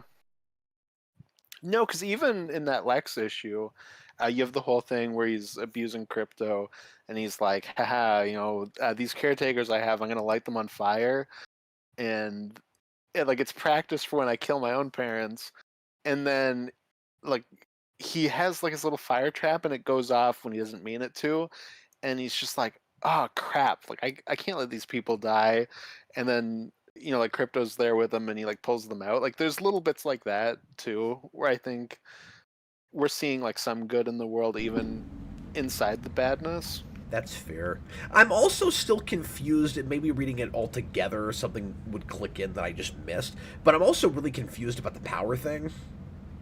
I'm very confused about that. I don't fully understand how crypto's powers I work, don't know what's and going that on with it. He it gets to seems to Earth. just He be doesn't that he seem to have needs to be there for powers. like a little bit. Then I don't suddenly he know. gets them Yeah, no, that's my one conveniently criticism not is I until don't the really end understand. because North needs him to be powerless so that bad things can happen to him, and then he gets his powers at the point where it's time for him to be happy. He does at least get them in the last 3 issues. Oh, is it that early? Okay. Yeah, I think it's just the first two he doesn't have them, and I do agree. Like, I do think that's an issue. Because he does fight like a Brainiac robot, I think, in issue 4 or 3, 3 or 4, I can't remember. And like by that point, he's fully crypto powered. I have never read a thing where a Kryptonian, and I mean, he counts, he gets his powers the same way that Superman does. I've never read anything where a Kryptonian doesn't instantaneously, on arriving on Earth, have powers and is able to fly around and stuff. Like, Yeah, it plays like he we just has to always be do there that. for a little bit, and it like slowly is building within But him. if that's the So I, case, you got to find a way to make that a lot more explicit because it's very confusing page to page. yeah, no, like I said, I that's my biggest issue. Yeah. Nicholas Bodo, yeah, that's how I would describe it too. It does kind of feel like a Don Bluth movie. Yeah. But what is your number 7? All cryptos go to heaven. It's true. Tyler, it takes a while for his body to absorb enough yellow sun radiation. That's probably what it is the more we're talking about it, but it just didn't read clear enough as I was reading it. And I think, Yeah, I think there's even a statement just about it. I just don't visually... understand why. Oh, okay. Where I'm like, I don't really understand why that's the case, but I Well, guess. yeah, because you would be a... Like, unless he's in a ship that blocks it, you'd be absorbing it while you're on your way to the planet. Yeah. Right? Well, that's why early on, partway through issue 2, because he immediately gets picked up by Lex, and I think he's only there like at night at first. I had that There was thought, a part too. of me. There was a part of me that was like, okay, we're gonna keep him away from being in direct sunlight. But then Lex takes him out for a walk, and I was like, okay, I guess never mind. Yeah. So, I don't know. But I will say, though, that book also has some of the best lettering I've seen all year. That's a good point. Just fantastic lettering, just really well done. Oh yeah, because they do cool stuff with crypto, like not understanding English and Yeah, like they'll do cool stuff where people will have like muted, kind of not fully highlighted text except for words a dog would understand. So it'll be like, kind of like light gray text and then like big black, like crypto. yeah, And it's like, that's that's cool. really cool. That's a cool way of visualizing what your character Not that I is. get why he'd have an English vocabulary already, but whatever. Yeah. He's a smart popper. My number 7 is Space Ghost Volume 2, and I guess I'm roping in whatever Space Ghost was came out this year because I'm not looking at my database right now, and I think we finished up Volume 1 this year and went to Volume 2. It's all the same book. They just went to kind of a new season. So I've talked about this before, but the way Space Ghost works is we did 12 issues and then an annual, and the annual really matters. So if you want to read this book, make sure you do that because the annual is actually the culmination of the whole season. It is the big season finale. So it basically is a 13 episode season if you want to think of it on TV terms, and you ought to think of it that way because they play very much like half an hour cartoon episodes, just a little darker and more sophisticated and clearly for adults that grew up loving Saturday morning cartoons, then Saturday morning cartoons. And then it starts over with a new number 1. We're up to what, 5 or 6 or 7 by now. And one of the only complaints I have about this series is that first issue and then beyond with Volume 2 is still just Space Ghost, it should say Season 2, because otherwise Yeah. it's very confusing numbering, and I really hate that. This is going to be irritating even just, like, filing in my box, where, like, I Yeah. gotta keep track of what volume we're on. Yeah, Stop and if you it. take out an issue, if you're like, oh, I want to read this issue, and then you're not thinking about it offhand, you go to put it back in, and it's like, where was this again? Which season is this? Well, and I just thought of this. You especially shouldn't be able to get away with that when you're Dynamite and you already have like 900 covers for every issue. Yep. But anyway, I'm not even begrudging them the renumbering, because I think doing a season model is super cool with this. I just No, that wanted to makes a lot of say that sense. on the book. Mhm. Just say It really season 2. should. Yeah, it's not hard. Yeah. But anyway, enough complaining. It's number 7 on my list. I love the series. The covers have always been like striking and popping, and I think some of the most eye-catching covers on racks at comic shops. And then interior art is always wonderful and lovely on point, and it's just really good, fun space opera and science fantasy stuff.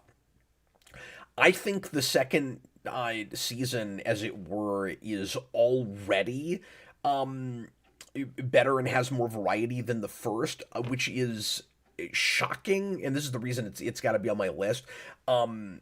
It's shocking to me because we've already exhausted the whole major rogues gallery.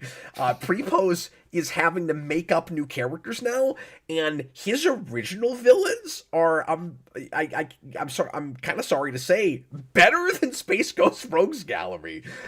He's just coming up with really cool, weird, out there, fun science fantasy characters, and he's doing like cool animal creatures, and he's got like an old flame like femme fatale kind of Catwoman character for Space Ghost now, and we're getting into it's been a bit since I've looked at this book, but we're getting to just all the different weird corners where we're doing more cool cosmic stuff, and we're doing time traveling stuff, and he's running the gamut with it, and I wouldn't say like get in now. I think the start of the second season, I guess, is an okay jumping on point.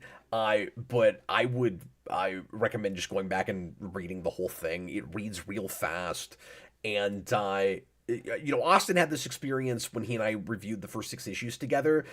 You may not care if you're not already familiar a little bit with some of these characters. It might, like Austin, I seemed to find it more generic than I did. But Austin, I think if you jumped into 2, you might find it less generic, because now we're getting into original crap that's like totally new, and I'm actually liking it even more than I was. So Yeah. I don't That's know. awesome. When I'm also like, I'll throw it to not a giant sci-fi person, so like it also could have been a mix of that. Like if you're also just a really big sci-fi person, maybe that won't matter to you. Yeah, and just if you like 60s Hanna-Barbera stuff, and Yeah. you want to see a more modern coat of paint on it, and we've done lots of that stuff in the last decade and a half with like DC was doing a lot of that when they had the license with Johnny Quest and Flintstones and Jetsons and all that stuff. Hmm. Dynamite having the licenses to Hanna-Barbera stuff, because it's not just Space Ghost. They're doing a serious Falcon and Dynamite series. Is Hmm. Blue Falcon and Blue Dynamite? Falcon, yeah. That's what it is. And they're doing Johnny Quest, and they did a Johnny Quest Space Ghost crossover, which I have not bought because I'm not a big Johnny Quest guy. But I might go back and get that just because I collect Is Space it Ghost part of now. the same continuity, or is it just its own thing? It looks like a totally different thing. Oh, okay. It might be in the Johnny Quest continuity, but not the Space Ghost. I'm not sure because I've not Yeah. read it. I mean, that'd be an interesting way of doing it. But it is I definitely one of my favorite ongoings right now. And apart from, well, I can't say that because I'll give away things that are coming later. Oh, I honestly would have thought this would even be a little bit higher on my list. I But kind of just expected it to be too. story quality stuff, there are things that have eclipsed it. Uh, Yeah, but fair enough. art wise, not really. I still think it's about the best looking thing I'm reading, Mhm. at least for my money. That's awesome. But Yeah. Well, Prepost is doing good mine. stuff. I'll say this real quick. I did not include Captain Planet, and I didn't even put that on my runners up. He's also writing that. I It was fine. I wasn't in love with it. I was kind of middle of the road with that. It was a decent enough serious reimagining of that if you have any nostalgia for that property. But Mhm. it didn't wow me or anything. Oh, okay. But it is doing the serious Saturday morning thing the same way Space Ghost is, except it gets arcier faster, which is just appropriate for that property in that era.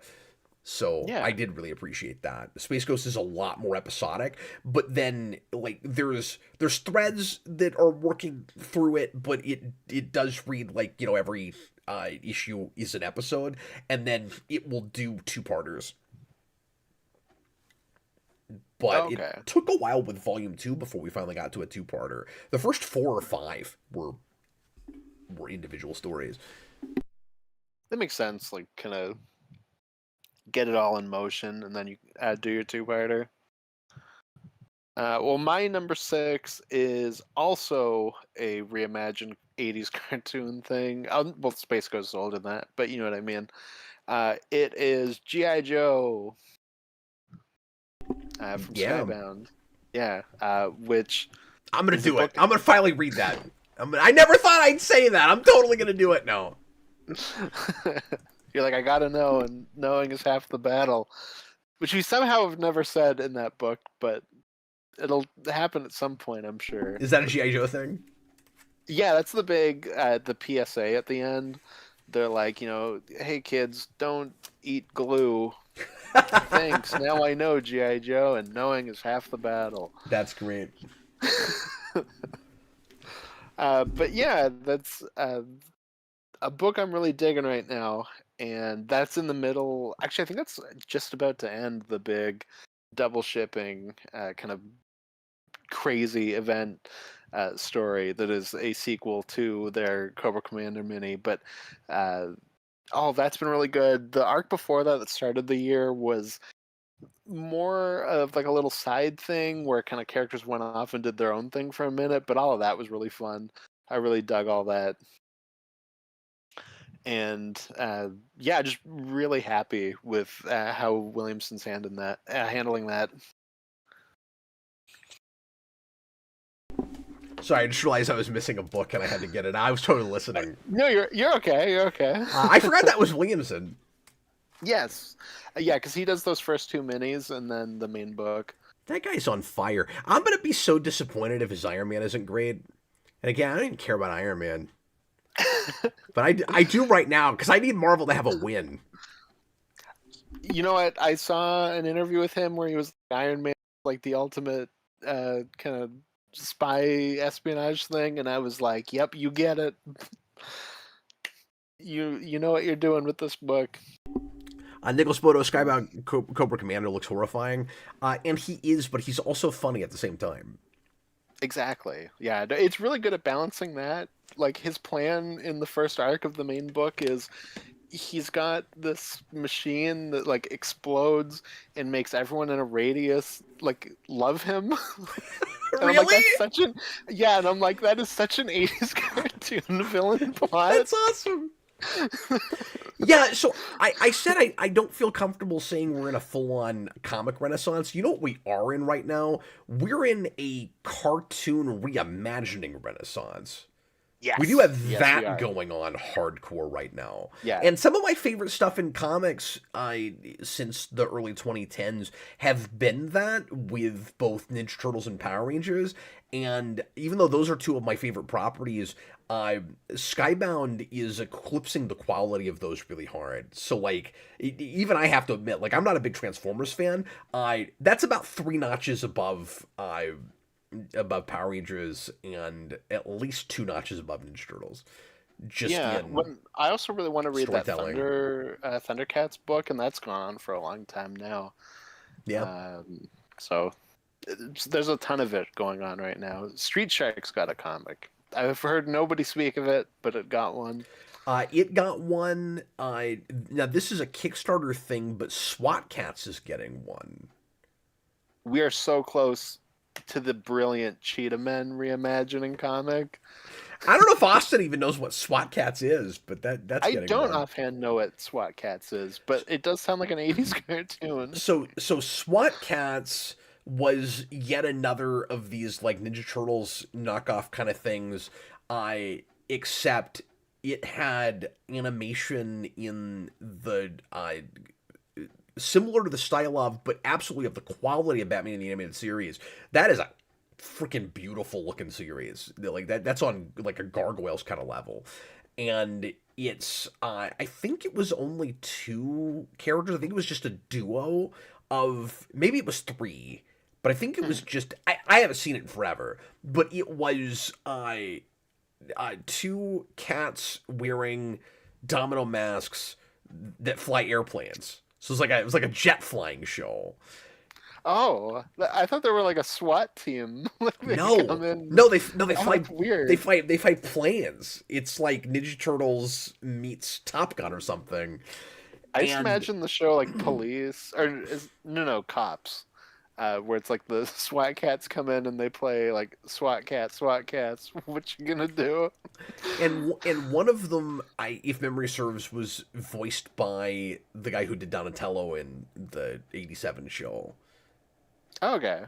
And that guy Interesting. does like no voice modulation, so anyone he voices just sounds like that guy. Beautiful. But I remember really liking that show when it was on. The little bit of it I saw, I wasn't like a big fan of that or anything. Daniverse says the intro kicked ass. Yeah, that had one of the best cartoon Yeah, and Josh said we opening got taken sequences off of all the air time. because it was so violent, is what he thinks. That's crazy. Now I want to watch it. Let me go see if I can I don't find see it. how violent it is. Let's watch it. Yeah. Anyway, I'm disappointed that it's like a plane show, though. I was really hoping it was them as like a SWAT team. it's cool though. Cats flying planes, man.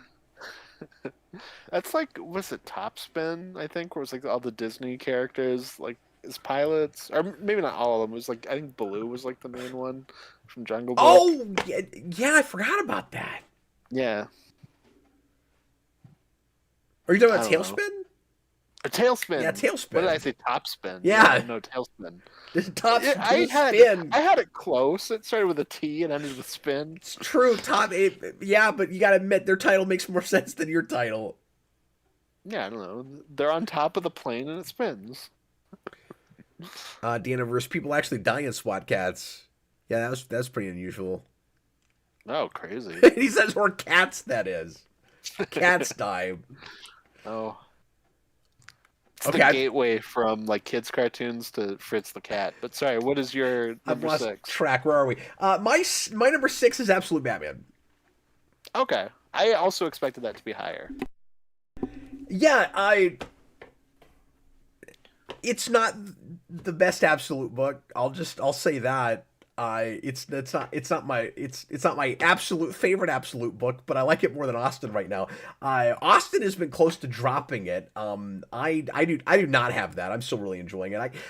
I still feel like that book is somewhere between like Snyder getting his mojo back and telling a really great Batman story and a guilty pleasure for me. It's somewhere in between those two things, because I still can't decide if it's like really stupid but wonderfully entertaining, or if it's like actually a decent story. I can't decide because it's got all of these really dumb elements to me that should not work and individually wouldn't, and then you put them all together and it works, and I love it, and I have loved it pretty much all the way through. Now I will say, it kind of ebbs and flows a little bit. Like I think that first arc is still like the tightest thing that he's done so far. I like the Bane arc quite a bit, but it's maybe an issue or two too long. I That's fair. and like I like the Mr. Freeze section. That's super weird and creepy. I don't know how to feel about their Catwoman yet. I like Yeah. there's bits and pieces that I'm liking more than other things. And you and I have talked about like the stuff that's kind of lost you that I'm still on board with. Like I was much more okay with how a lot of Bruce's friends that are supposed to be villains that know he's Batman have already kind of had their villain transformations. What I'm liking about that so far is they're not all bad guys yet. Like they've kind of had their villain origins, but they're not like Riddler's not straight up a bad guy yet, or at least he's not against Bruce yet. Like that's probably gonna happen, but anyway, I thought the the way he reinvented Joker was really interesting. And yeah, everything with this book is insanely over the top. Like, I was gonna say it's really over the top. Like everything is insanely over the top in this book. Like that's the point. It's Yeah. all excess. But I guess somehow 15 issues in, the novelty of it is not worn off on me yet. And Mhm. I think a lot of it is when I read this book, I'm comparing Snyder to Snyder more than I'm comparing the whole thing to Batman. And Yeah. I just haven't enjoyed him like this in forever. And all the stuff that I didn't like about his Batman run, his regular Batman run, he's managed to get away from enough for me. That this reads a lot more like his older traditional horror stuff, just with a Batman coat of paint. And I think that's what I'm liking about it. Well, that's why I keep trying to point out, like, I don't like Absolute Batman. It doesn't really work for me. There's like a couple issues where I started to get with it and then fell off again. But I don't think that Snyder's doing a bad job. Like, I do think Snyder has kind of come back very reinvigorated. It's just he's doing a type of book I'm just not really interested in, and like, fair enough.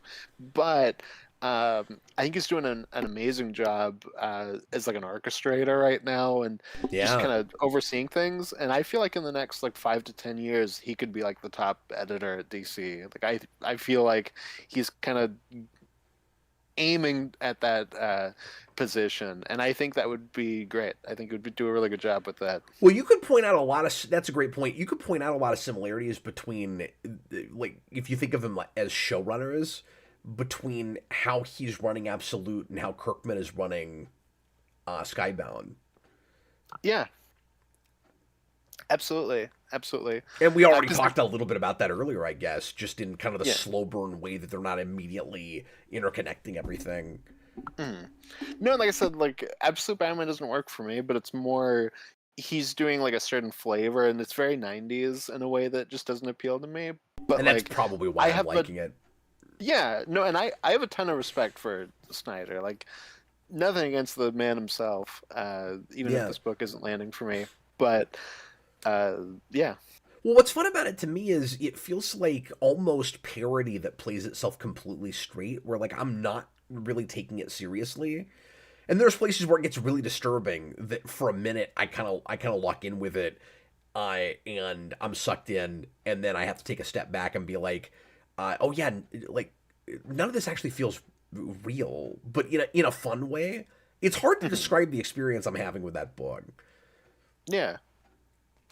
No, I mean But that's great. there's just a, like I said, that's the best way to describe it for me, is there's a novelty with it that is not yet worn off, where there's I don't feel like there's anything else that's given me exactly the feeling that I have when I read that book. Mhm. Yeah, for sure. And I think he's pretty creative in the way he moves the toys around in the toy box. Yeah, yeah. I mean, he's doing Scarecrow. I think in like the next couple Oh, arcs, cool! I didn't and know that. it'll be interesting to see what he does with that. I did really like his Mister Freeze. That was cool. Yeah, super creepy, skinny Mr. Freeze. Yeah. What is next on your list? We are So not going what as number fast as I five? meant to. Go ahead. That's okay. We don't have to talk about my number five. My number five is absolute Martian Manhunter. Oh, cool. We already talked about it. That's So about where I thought you might place that. yeah. Well, I had listed out 9 things, and I was like, God, what is my number 10 gonna be? Oh my God, my list doesn't have absolute Martian Manhunter. How did it somehow just Did you have to drop shoot something off? past me? No, because I was luckily at that point I had only listed 9, Oh, so I good. was like, oh, okay, well I can just slip this in here. My number 5 and my 5 and 4 are vying real hard for their respective spots, but I guess I'll place this here. My number 5 is the book on this list that I am most surprised even exists. And I don't know who DC thought was going to buy this book, but I'm so glad they put it out because I feel like I'm the only person that bought it. And it's a thing that now that I've read it, I finished it today finally. And now that I finally finished it, it feels like necessary, and I'm really glad it exists. It like finishes up a thing, it caps a thing off that was kind of missing an ending, and that is Resurrection Man Quantum Karma by Ram V. It is. I'm so lucky. It's remarkable this thing even got made. Like, nobody cares about Resurrection Man. Nobody knows what this is. They attempted to resurrect Resurrection Man during New 52, and naturally that was one of the first round 52 books that got canceled after its initial 12 issues or whatever it was. This starts with such a creative and fascinating and kind of brilliant premise, which is, what power does Resurrection Man get if he dies of old age? And let me backtrack for a second and say, when I first saw this title, when I started going back into comic shops, it was like God or the universe or something was telling me I need to be back doing current. It's like, oh, Cap, you're gonna think about reading current again. Here's new Resurrection Man, and like here's Space Ghost and here's new Powerpuff Girls. It was like, we've got to. We got to make sure that Cap starts buying new books again and can get past the $5 price tag, because I still don't like that, but there's enough good stuff that I'm paying it. So Resurrection Man, Quantum Karma. I look at that title and I'm like, okay, that's going to be Resurrection Man, like, slightly in premise, but isn't going to actually have all that much to do with, like, the tone or flavor of that original book, because it's like, what do you do with that character on a big cosmic kind of scale? I'm like, Quantum Car? I don't want the word quantum anywhere near my Resurrection Man.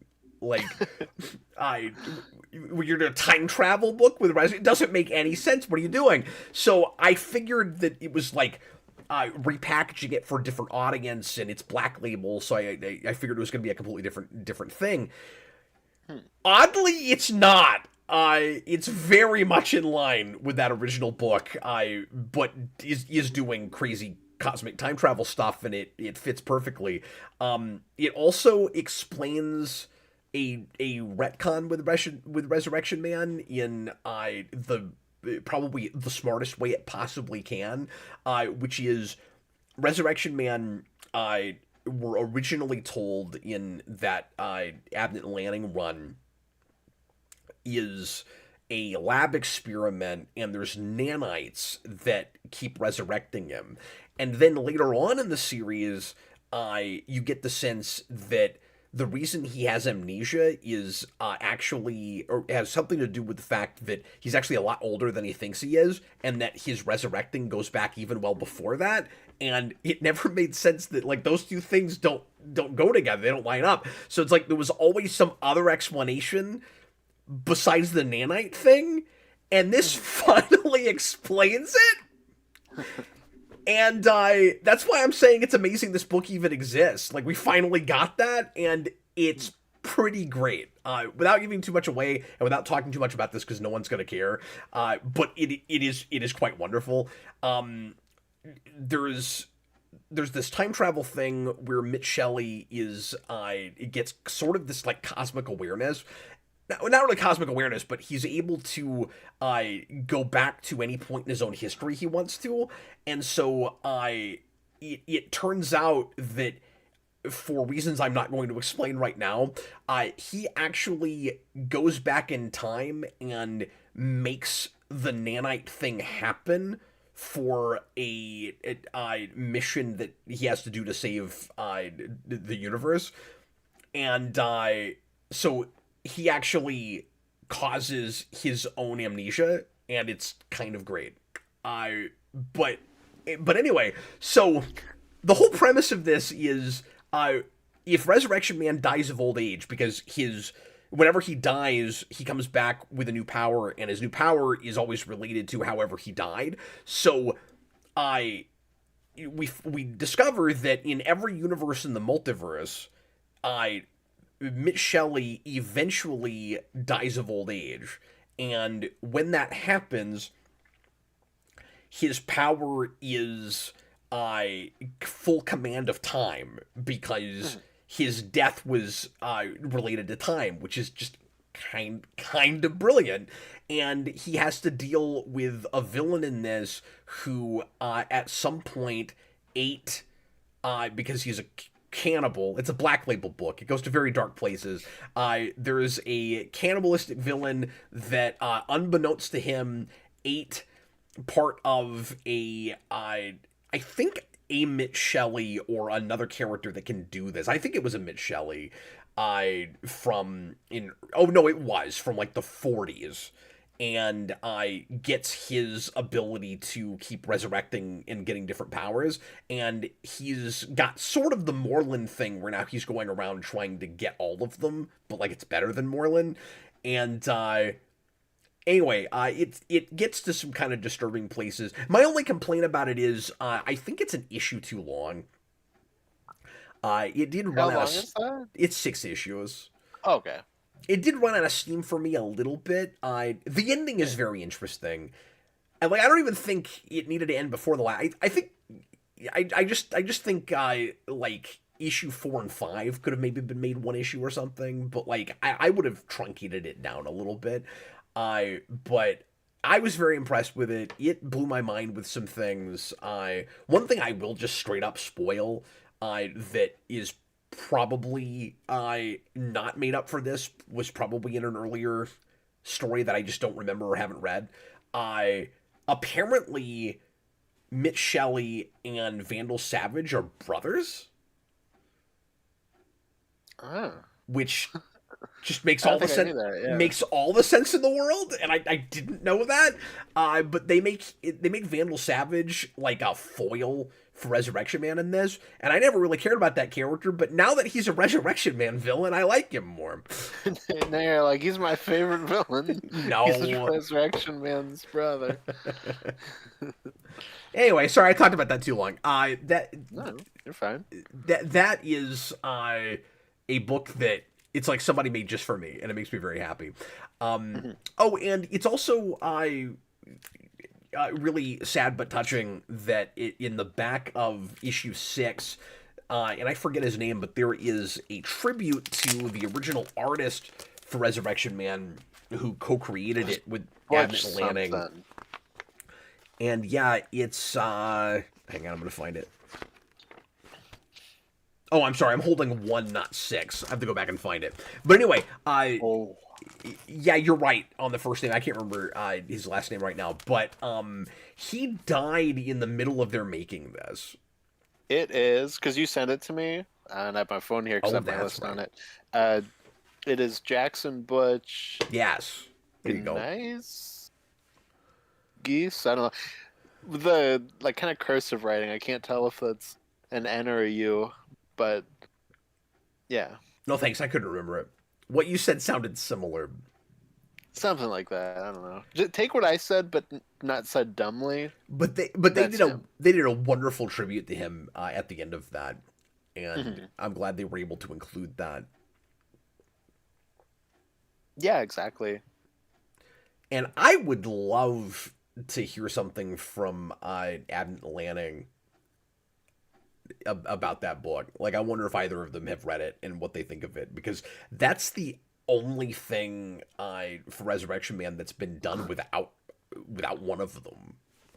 Yeah, and I'm not even sure what Lanning's doing at this point. I know Abnett is doing that Guardians thing, which breaks my heart, but whatever. Oh, Well, because they announced they're like, Dan Abnett's doing a Guardians of the Galaxy book, and I was like, yay! And then I looked, and it was the most bizarre team of characters I do not care about, and I was like, oh, that's depressing. I don't know. Maybe if people say it's good, I'll check it out, but I'm not in a rush. now I do think that Resurrection Man book is probably readable enough on its own, but Okay. you're gonna care a lot more if you're familiar with that character. It's also, let I me say mean, this. that original run's great, so from what I've read, a little bit. I'll say this real quick too. It is kind of fun. Like, it's Black Label. I think there's probably some Black Label stuff that's technically in continuity. This can't be, because it has a very clear timeline, and it does not do the DC sliding timeline, which is kind of fun. So all of the events in the 90s book happen in the years they would have happened in the 90s. Yeah. Well, this is something, and I've maybe talked about this on the show, but something that I really like that they've kind of done a little bit with Black Label, which is you almost get to have endings for these characters. And I know we've done that for the last couple of big Batman writers too, where it's like they get to kind of go off and do like a little ending in Black Label while the main book continues. And I think that's like a great way of like, okay, you want to kind of jump off, like here you go, this is an ending, or you can keep going. Like it's almost like exit routes on a highway, No, and I that's a great think point. It's I kind think of that's like, great, and I think that should be pretty standard. it wasn't in an imprint, but it's kind of what they let Starlin do with his Infinity stuff, Yeah. like a couple of decades ago. Hmm. Yeah, no, exactly. But like Snyder and King both got to do similar things with their Batmans. Well, Uh, isn't it isn't it kind of sad that we didn't have something like Black Label when New 52 happened, for Morrison? Because that would have been the way to do that. Absolutely. Yep. Is let him do Batman Incorporated and Leviathan and all of that over there in his own thing, instead of that Yeah, it's having just to not kind of muddled. somehow mix with New 52, which didn't make Mhm. sense at all. Yeah. No, that's why I really like that we're getting both that and New Vertigo. Like, I really hope that New Vertigo works out, and then we have just these two cool imprints. This makes it feel like they have a list of, like, here's characters that need endings. Maybe. Okay, what's next on your list, sir? My next is another DC thing. It's Absolute Wonder Woman. Ooh, yay. Yep, which is fantastic. It's just wonderful. No, it's just fantastic. Do you want to say anything about it at all? No, of course. We I reviewed think the first arc together on Evolved. Yeah, And did we? No, you and Chris did. You and Chris oh, did the really? first 5 issues. I can't keep up with which ones you and I did, because you and I did Batman. Maybe that's all we did for Ultimate. No, or for Absolute. Yeah. No, that's what it was, because Yeah. we've been taking requests on that show, and with rare exception, the first like 7 shows, it was nothing but Absolute. Yeah, exactly. Yeah, because I think you guys did the first 5, and I was like, if we do this as a vault on my pick, I'd probably pick the first 7 and do that first 5-issue arc and then the little 2-issue arc after. But yeah, Well, I fell in love with it immediately. it's fantastic, and given that people don't really love the main Wonder Woman book right now, I'm glad there's this alternative. While different, is just very Wonder Woman, and just they do such a great job of presenting that character. She just how can the most, this is what I love about it. How can the most altruistic and compassionate version of that character I've ever read be raised in hell? It's fantastic. Yeah, she's so just lovable. Like just everywhere she goes, she's just you know the best person ever. Well, I think it's so And you're cool like, that that universe is allowed to have that one character that is, honest to God, a great role model. mhm, But she also has that like traditional Superman thing where she tries to get as close to perfection as she can, but she is still a flawed person. Like she still will make mistakes. Like she can be yeah, a little bit impulsive, and she's too stubborn about things. But she's also really self aware about it. So she's always mm, like this is what I like about truly, heroic characters is they're always like self-aware and checking themselves and like you know adjusting their convictions. Like that's why I always loved Picard, and mhm. that's this version of Wonder Woman. Like she's just always checking her convictions. Yeah. No, and I think they do a good job of representing that idea that I is like just kind of I think very core to the character, but I think I guess Simone I think like fully like went this is how you phrase it, which is was like you never kill if you can like injure, you never injure if you can like talk through it or whatever. But like that kind of sentiment, like that's just how she approaches every situation, and it's very perfect. Not perfect, and like you said, that she can do no wrong, but like just Perfect for the getting that character. character. Yeah. Yeah, no, exactly. Yeah, and just the way we reinvent her to be a witch is really interesting and is made for just kind of different scenarios and situations you can throw her into as well. And her supporting cast is all real likable and Yeah, yeah, I'm waiting to see what sympathetic. they do with Cheetah, if or when we get there. Yeah, I'm really surprised how slow of a burn that's been. Like so far, Hmm. she's just part of the supporting cast. Like, Yeah, I'm expecting that to be like a real gut punch when it finally comes because she's going to be just a supporting because character for so they're long. taking their time with it. They're making us Yeah, really like her as kind of a sidekick, along with Etta Candy and Steve. yeah, yeah, exactly. Did she and Steve have any kind of a romance yet? Not yet. I feel like we'll probably do something at some point with them, but who knows? Yeah, I was That can surprised that be we hit or didn't. miss. Yeah, but I was surprised that from what I've read, it doesn't seem like we've even really hinted at it too much. Mhm. I've skipped around a little bit with that series. I'm not fully caught up, so I read the last few, but there's some in the Yeah. middle that I've not read yet because I wanted to have more of that under my belt for this discussion, but I have not had time to go back and get to all of it. Like you did earlier with something else, I just wanted to say my piece on this a little bit. Yeah. With because I actually have that in a different place. Yeah.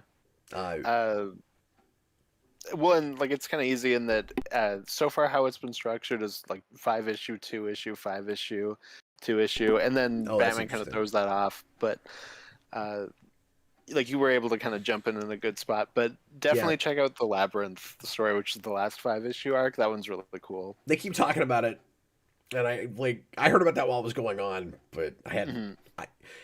I hadn't committed to putting it on my pull yet, and I should have just immediately after I read that first Yeah, it's all good. art. Because yeah, but like I fell in love with it though. Like it's Yeah. ridiculous. I waited as long as I did to start buying it. Mhm.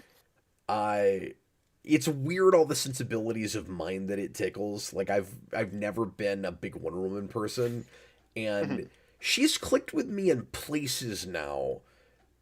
Yeah. But I've never had the Batman Superman thing where I needed to like really collect and like revisit a run, and I didn't expect that with Absolute. But it's got like the Spawn Angela thing for me. Like I love characters from Hell. I love that aesthetic. I love the look of it. Like all the reds and blacks. Mhm.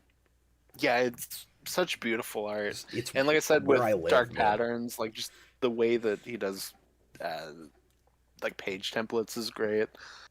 Like in that first arc, there's the bit where it's broken up by the Wonder Woman symbol as Yeah, the like it's so cool.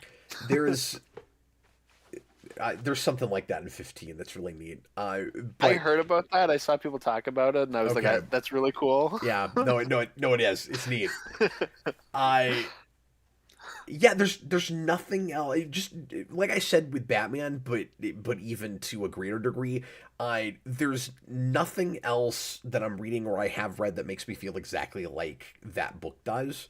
And so Mm, far, I I just the mood it puts me in. Like I'm so happy every time I read that book. It just I don't know how else to yeah. put it. It's just it may like a superficial thing to say. It just makes me happy. No, because the absolute universe is so dark and everything's so dire. Like, it is nice that there is this one book that is like the diamond in that like coal field, Yeah. where it's like you do just kind of walk out and you go like, "This makes me happy," like you said, like that. I feel warm inside. Yeah. And it's cool because it's because of her. Because there's all these other Yeah. things happening around her that are still, dark and dour Mhm. And she's like the shining light through it. and she's also bringing out the humanity in people around her. So the world Mhm. is oppressive, but there are still good people in it. And so that's Yeah. where all of the optimism in the entire universe is Yeah. in her book. And like, I say that there's dour stuff happening around her, but she's not dealing with a lot of at least from what I've read so far, she's not dealing with a lot of the like I disturbing, unsympathetic, like hardly human being. It's every time I'm looking at that book, she's fighting monsters. Like it's always like Greek mythology things. You do get that in the last arc, the Labyrinth one. You get to kind of deal with her dealing, not exactly, but like kind of like a dictator kind of situation where Oh, it's okay. like you get like that kind of um like I said, not like literally, but like that kind of regime kind of thing in the Labyrinth. So there you get to deal with her dealing with a person and just see how that kind of innate goodness inside of her kind of plays with dealing with that. Well, that's And how they exciting. handle that's really cool. Yeah. One also, like you said, just how she kind of shines onto her supporting cast. Like, I was like, okay, we have Cersei in the past. She's one of Wonder Woman's main villains. When we get to the present, like, she's probably going to be a villain. And then we get her in 6 and 7 in the present. And no, like, I think this version just is a good person now through raising Diana. Like, just Wow. being with this person that, like, completely rearranged who this person is. Or maybe they'll find some excuse to turn her bad later. Yeah, and that's possible Like too. you're almost certainly 100%. gonna do a cheetah. Yes, yeah. Definitely with Cheetah. There's no way in my mind that she doesn't become evil. I my number where are we? 4? Yes. Yeah, because that Uh was my number 4. my number 4 you've already said and we talked about it at length so we don't have to do any more on that. But my 4 is Kryptonite Spectrum. And like I said, I Cool. was I was fighting with Quantum Karma with that real hard. This stuck the Yeah. landing a little better. Well, I shouldn't even say that. It's just overall paced better, and is even more creative and surprising. And I don't know. I'm not even sure which of those I like better, but I think Kryptonite Spectrum surprised me more, so that's why I Yeah. put that a little higher. Oh, for sure. My number 3 is Transformers. The thing that got me into modern comics and reading them monthly. Yeah. It's, it's a great book. We've That talked was about it a big a one ton. for me too. It was like Yeah. when you made me read the first arc, I was like, oh, there's stuff this good happening in current comics. Okay, it was Transformers and it was Absolute Batman. Like those were the Yeah. things that brought me back. Yeah, absolutely. And I mean, we've reviewed pretty much the entire thing up to now because I'm caught up now. I'm buying it in we've singles. done those first 4 arcs as vaults, and we've been looking at the individual issues month to month on the Tuesday show. So I haven't bought all I the don't have like a singles ton to yet, say about it here, but it's but great. but I've read them all. Yeah, I'm caught up, and so we're what 3 issues into Kirkman now. Yes, yeah, 3. 20, yeah, 25 to 27. Hmm. Yeah, and I think 28 is next week. Maybe it's this week. I'm actually not sure. Well, let me ask you, 3 issues in, are you still as excited about it now as you were under Johnson? Like, how much of a different thing has it turned into for you? No, I'm still just as excited. I think Kirkman's done a great job filling that void, and it was something I was very nervous about. So I'm pretty happy with it. Yeah, everything I'm thinking to say we've kind of said already in other videos, but Yeah, but well, we've talked about this book like at nauseum, so that's why I'm well, like, it's we worth don't have it to talk about though. it too much. Yeah. Like, I will double down again on my statement of everybody should be reading that book, whether you Hmm. care about Transformers or not. I Hmm. it is preposterous how much, like, honest to God, like, thoughtful philosophy and stuff is in a Transformers book. Hmm. Yeah, and just also kick-ass action. You get both. They do a great job of balancing it. Yeah, Hmm. Just great comics all around. yeah, it makes me happy. And I also just really appreciate the kind of slow drip of character introduction. I Mhm. Where you don't open it with 500 Transformers you have to keep up with, like the 86 movie, and Yeah. they're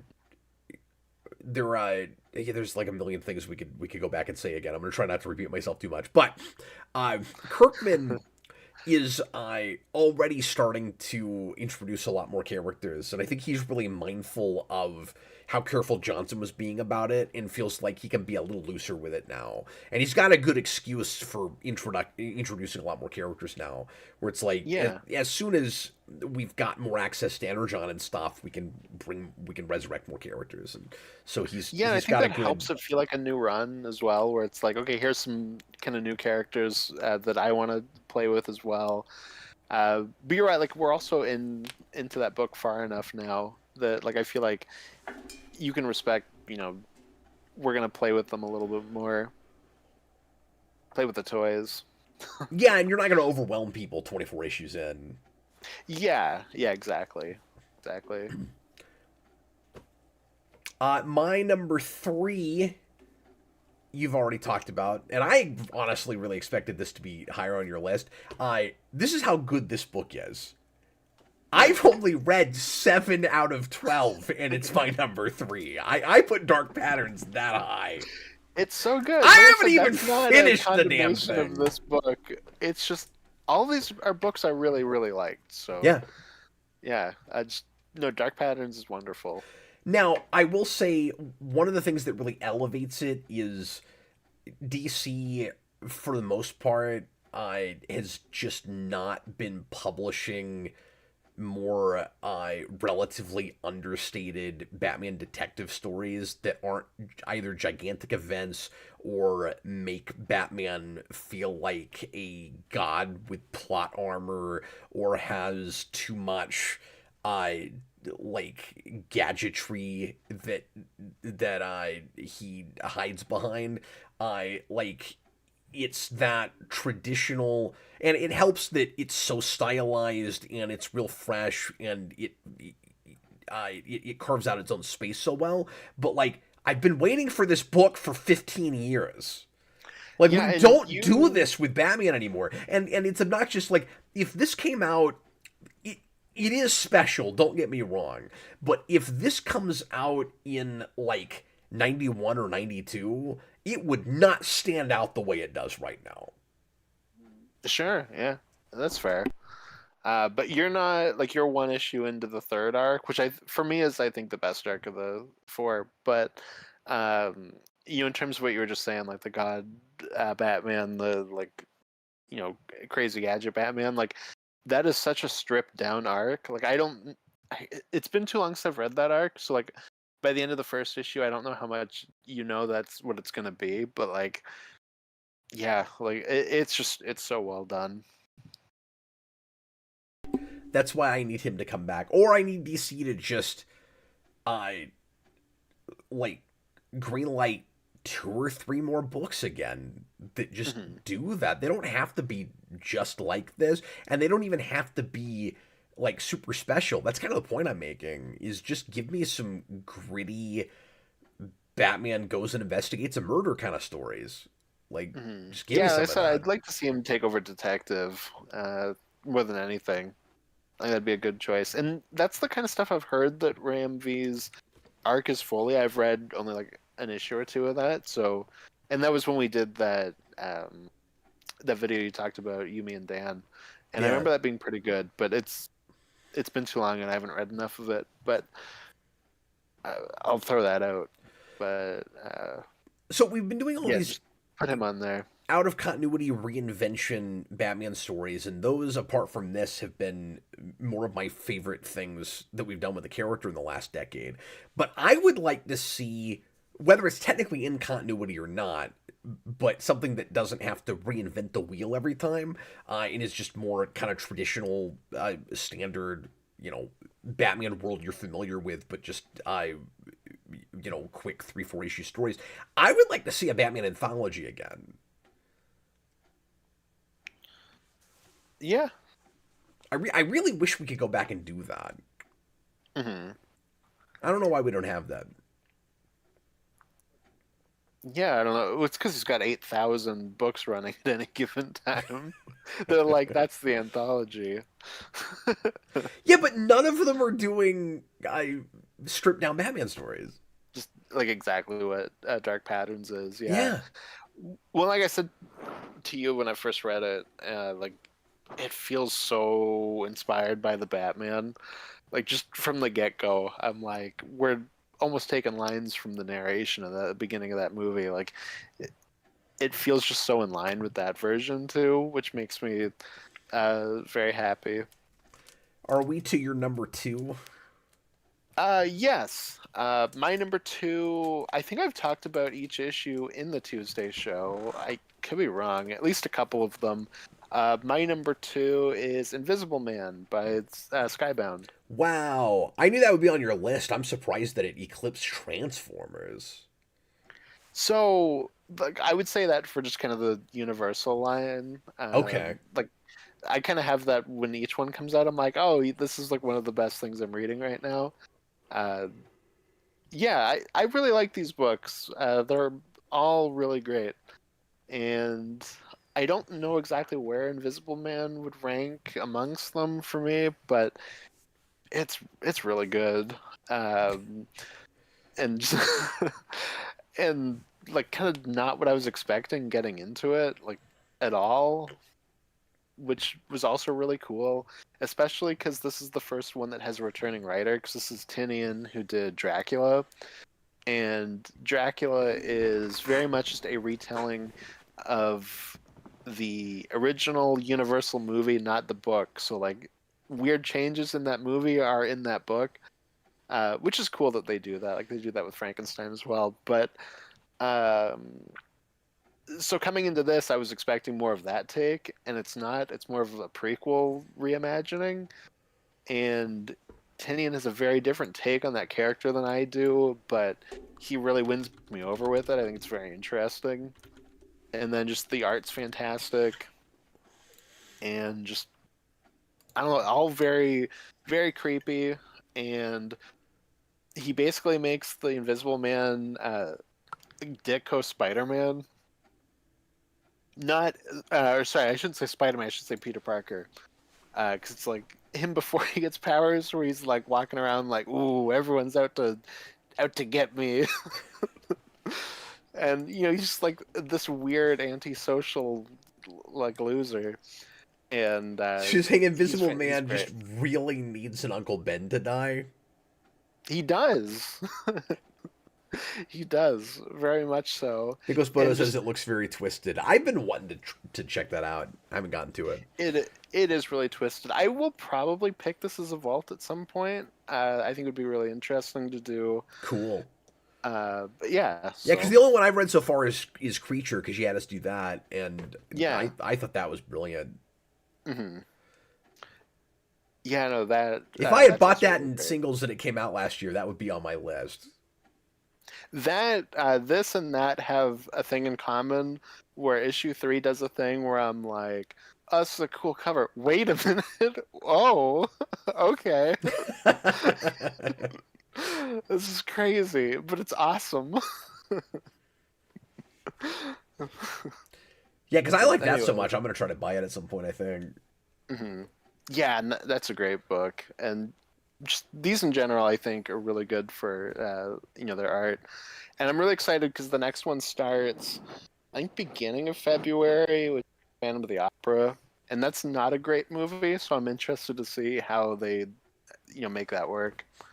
There's a reason they waited this long. Yeah, exactly. I mean, they're doing it before Wolfman. Every single book, I'm like, okay, Wolfman's probably the next one. And I'm always wrong. But at this point, it has to be the next one, I would think. Yeah, I wasn't even thinking about that. Anyways. That's funny. Anyways, what is your number 2? My number 2 is Transformers. Ah, there it is. And if it wasn't for my number 1, this would be number 1. I still say, besides my number 1, and everybody could probably call it by now, Transformers is the best thing that I've read published in a lot of years, at least for mainstream superhero-esque or like superhero adjacent kind of stuff. It's hard to compare it to things like the stuff that John's doing with Ghost Machine. Like if you put that, and we'll talk about more of that kind of stuff tomorrow. Like if you put that up against like a Geiger or a Hyde Street, like okay, I don't know at that point, but Yeah. I mean, just the fact that it can be, in conversation is at least cool. that's amazing. Like given what it Yeah. is, because as you know, like that's a property like that I never felt the need to buy. Like Yeah, and I bought issue 1 going, "Ah, I'll pick up this number 1, but I'll probably only read number 1 and then just jump to trade." And then I was just so hooked immediately that yeah. it got me into reading it monthly. No, I got to go back and get the rest of it. Hmm. The Yeah, it's just the only one brilliant. that commands any value right now in singles is probably number 1. I don't know what that goes for right now. That could be a $15 or $20 book already. I'm not sure. Hmm. Yeah, I'm not sure, But I've already but bought, I don't know, probably a quarter of it. I've just been nabbing yeah, them when up I when I was find at them. the Toronto Fan Expo in the summer, they had like a con exclusive cover for I think issue 17 or 19, I can't Oh, remember. cool. And I'm like, I should have bought that. What was I doing? The thing I keep laughing at that book regarding covers is the up until 27, we had a 3 month stretch where we could not get away from Optimus covers. 24, Yes. 25, and 26 are all Optimus covers.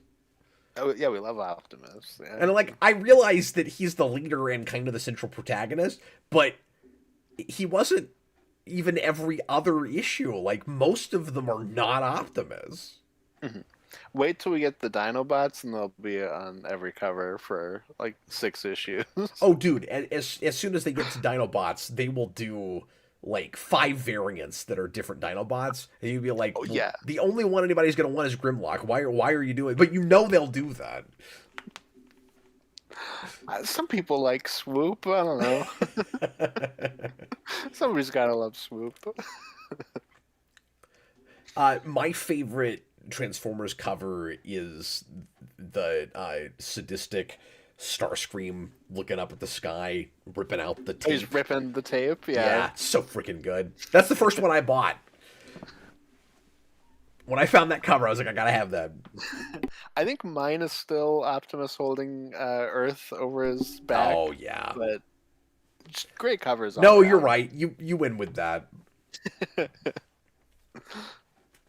No, the tape cover is fantastic as well. I pulled 24, just Yeah, because that's the culmination of Johnson's arc, and it is a killer yeah, finale. I yeah. tried to pull out covers that actually came out this last year. So like some of these books start a year or two earlier. I try to pick things that are actually from 25. No, for sure. My number one is Escape by Rick Remender. That is a war book where all of the characters are animals, and it is Oh like yeah, this sounds easily, fascinating every time you talk about it. I yeah, I didn't realize it was going to be your number one though. That's crazy. yeah. No, this is probably the best thing I'm reading. Like every issue, like just hits me where I'm like, oh man, like this is just so well done, and like I love all the characters in it. It's very visceral. Um, like when I first saw it, I was like, oh, making them animals is a strange choice. Like I immediately get it. Like it's that uh, you like kind of feel like a stronger reaction seeing these animals get like obliterated. Uh, so like it's commenting on it in that way. But yeah, like you can just really tell that it was a very personal story for Remender, and just it's so well done. Like How long is it just, going? Do you know? I think it's an ongoing because I was like, this has to be a mini, and I looked up how many issues, and all I could see was just it just says ongoing. So I don't know. I have kind of like a doubt of that. Like I feel like it probably has to be like a maxi at most, but I don't know. Yeah, I will have to check that out at some point. Yeah, I highly recommend it, and I think that might have only just hit issue 5, which I still need to read because I need to read the most recent issue. But I think every issue is double sized, so like I also feel Oh, a little okay, bit cool. better about putting it on a list like this. Yeah, you have read a bigger page count than that. Yeah, exactly. Like it is overstuffed, and like I said, just every issue just like hits me where I'm like, oh man. What I don't It puts me in think, the opposite place of how you feel reading Absolute Wonder Woman, where I'm like, oh man, like this is just I'm emotional now. but like in the right kind of way. It's Exactly, the yeah, sort of gut exactly. punch that you want to be there for. Exactly. I don't think I've met a Remender story I didn't like. hmm And I'm not super familiar with Remender. Like I've not read a ton of stuff, so I just kind of pulled this blindly and I really fell in Yeah, love with it. in the early to mid 2010s, he was probably in my top 2, 3 Marvel writers. I liked hmm everything he was doing. Remender was, of course, Agent Venom, uh, which is one of my favorite things still from then. And then I think he was also Uncanny Avengers. Am I wrong? I think Because that was a so. great book. hmm Oh, Josh says that he thinks it's about 8 or 9 issues, which makes sense. Says that he doesn't really like doing ongoings anymore. But like just reading it, I'm like, there's no way this can go like continue as an Well, ongoing. But I especially know if it's, Josh is also reading that. yeah, if something is always oversized, you have to expect it's got a clear end date. I've Yeah. never read a 35, 40 page monthly book that has Mhm. no clear end date. In fact, Well, that's what threw me off. Is it's like even that book's unusual if it also doesn't have. Sorry, if it doesn't say yeah. it on the covers. Like usually something like that, if it's oversized, it would be like 1 out of 8 or whatever. So I'm kind of Mhm. surprised it doesn't have that. Well, that's why I was like kind of confused. And this is just like I'll throw it at the stupid Google AI because that's probably what just immediately went. Oh, it's an ongoing. But like it's also somebody trapped behind enemy lines as well, and it's like that can't continue. Like, is Yeah, it just an arc? yeah, that doesn't like, have legs. like What that are they doesn't do? have legs to keep going. What are they Are doing with we those gonna? characters Did after he that? land there at the beginning of the war, and we're gonna have to wait like the full 5 years? um, but yeah, I guess the last thing I'll throw with that too is also like it kind of gives me flashes of the movie Overlord as well, which is my favorite movie of 2018, which is also like very kind of visceral, kind of scary war at the beginning, and then it kind of goes off into more sci-fi thing, which this isn't, but the beginning of that movie at least. I've still never seen that. You should. It's wonderful.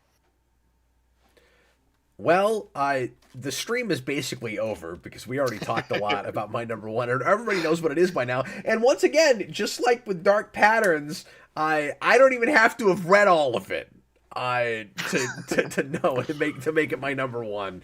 My number one is Absolute Wonder Woman. I picked the latest one that came out because despite the fact that we haven't reviewed it yet, it did come out before the end of last year. I'm pretty sure because I bought it when I was in St. Louis over Christmas break, so this must have come out before the first of the year.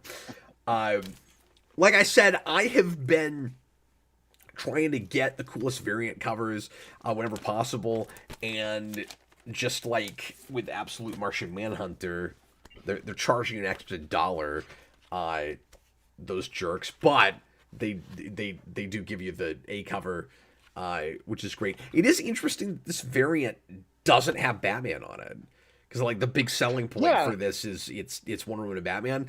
But I loved this cover so much, and it goes along really well with a lot of the other variants that I bought. Most of them are her with her big broadsword. I found a lot of those. The big sword. What's that? We love the big sword for covers. It's funny because if you were to just look at covers, you would think that she uses it more than she actually does. No, she never pulls it out. Because that's not it's this always character. a last resort thing. Yeah, but it looks great for covers. Yeah. Sorry, I was just gonna see if I have any more of these covers on my desk here. Sorry, I'm just superficially talking about covers right now. We already talked about this book. It makes me so warm and fuzzy every time I read it. And it's crazy that it would be such a feel-good book when it's this dark and horrible world she lives in. But it's that thing I've always said. Darkseid is clearly Super Friend's Darkseid, where he just has a crush on Wonder Woman and wants to marry her because she's getting it easy. It's the thing I've always said with Superman, where you can tell dark Superman stories. You just got to make sure Superman's not the thing that's dark about it. And it's like she took that idea and took it to the 11th extreme. Mm-hmm. Yeah, exactly. So here's another broadsword cover. I love this one because she's riding her skeleton Pegasus. And also I wish we saw that more often too. But I love the skeleton Pegasus. And then here's my copy of 3. This I think actually is the A cover, but it's a really good cover. Yes, it is. Yeah, that's one I like a lot. This is 8, just because the store I was at didn't have any other 8s. And again, still a good cover. Yeah, it's the A one as well. If there's a really neat variant of that, I'll probably buy it. Absolute Wonder Woman is one of the only books that's coming out right now that I will probably buy multiple copies of some of these with different covers. I don't know what it is. I think it's that Angela thing. For me. No, that's fair. It's that aesthetic. I love the tattoo arm. Yeah, well, and that was something I had to be won over on because I was like, I don't know about that, and then it's so good in the book, and the explanation for it is so good. Like, isn't it funny when you're not sure about an aesthetic thing like that, and then when you read it in the store and it wins you over, now you love it and you want an action figure of it. Yeah, like that's what I'm having with that. Like now that I know what it is and what it means, it's awesome. Mm-hmm. Yeah, exactly. And I do have a first printing of issue 1. Absolute Wonder Woman seems to be the only other Absolute book that is doing some of the crazy numbers that Batman is doing, as far as speculation right now in the market. It's really only issue 1, and then I think there's maybe 1 or 2 others that are up into like the $12 to $15 range. I bought issue 1 at $10, and it has climbed lately to $50. Mm-hmm. And it won't stay there, I don't think. But right now, anyway, this has like quadrupled or more in value. Yeah. No, I'm really happy that because I would say overall, for uh, most people like Absolute Batman the most, but I do feel like after that, for most people, it's Absolute Wonder Woman. So like, I Hmm. am happy that that seems to be the one that people like the most outside of that, because it's fantastic.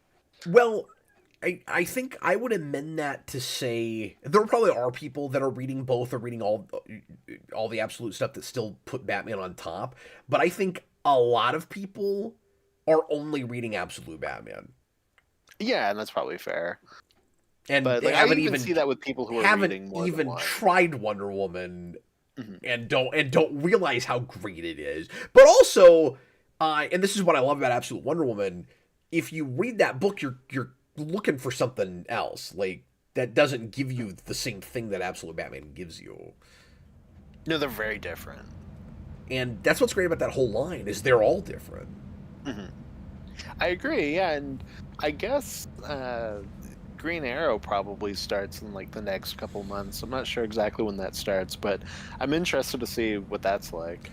Especially after Absolute Evil, I don't know what they're even doing with that. I think it's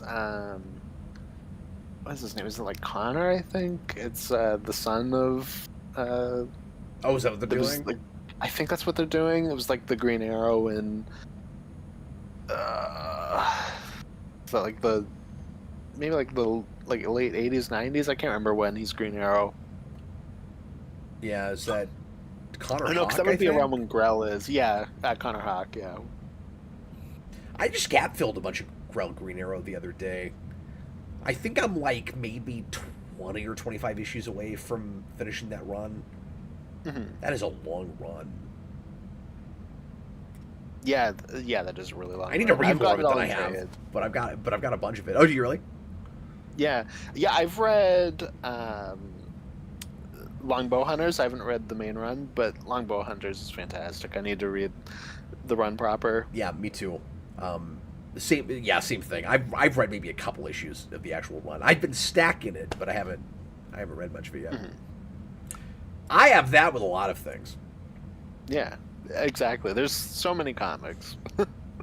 Well, and I did the math the other day, and if I wanted to actually read every single issue of my collection right now as it stands, Hmm. I and I read like I could do it in 3 years if I read six a day. And if I only Yeah. read one a day, it would take 30. And that's Well, if there I you go. stopped buying. Yeah. You gotta do 6 a day plus all the new ones you're buying, and then it evens out to 30 years. Where those are our top 10 comic series from last year. Lots of good recommendations for you if you haven't checked out some of these. And I knew Austin and I would have different enough lists that we would have a bunch of different things that we could suggest to you. We had about as much crossover as I thought we would, though. I want to Yeah, say same. it was close to half. Yeah. It was because Absolute Wonder Woman, Transformers, Dark Patterns, Kryptonite Spectrum. That might have been it. Uh, yeah, we have 4. Yeah. For close to half. Mhm. No, all very solid. Nicholas Bodo, do you plan to do a comic vault on all of them? I everything I'm looking at, I would probably want to do a vault at some point on. I mean, we've already done all the Transformers. Yeah. I I don't know if we'll go back and like finish Absolute Wonder Woman because we've done, or at least I've done some of that. Yeah. I Kryptonite Spectrum, we should do a whole show on. Quantum Karma, nobody's going to give a crap about. I probably won't do that. Space Like Ghost, I we've said, already done the first 6 issues. I don't feel the need to keep going back to that. I'll just keep talking about it in singles. like I said, I might do Invisible Man at some point. I hope you would. I hope you do. Okay, well, I will then. Yeah, that I would like to read. That's a good excuse for me to read it. I like you. I like you Oh, to pick okay. that. Well, there you go. I will do that. Well, everybody, thanks a lot for watching. We're going to get going. We'll be back tomorrow night for another long comic show. We've got so much to do. And in fact, I might have to split my singles up into a couple of weeks because I've got like 25 or 30. Although, Yeah, at I gotta jump into it, so... At least a couple I already talked about a little bit tonight, so I probably won't spend as much time on Wonder Woman or Kryptonite Spectrum as I would have. You say that, but then I'm gonna read Wonder Woman, and then we're probably gonna end up talking about it. That's true. That's true. But like, we've got the new Fraction Batman to talk about. We've got, I guess, Night Fight came out. There's a bunch of stuff. Yeah, there's like a bunch of stuff that we have together, and then there's a bunch of stuff that we don't. So it's gonna be big. Senior Sixes, that's the title. Long comic show. I like big long comic show. Giant sized. That's good. Giant sized comic show. It sounds both generic and like not Stanley, generic. like the feature length.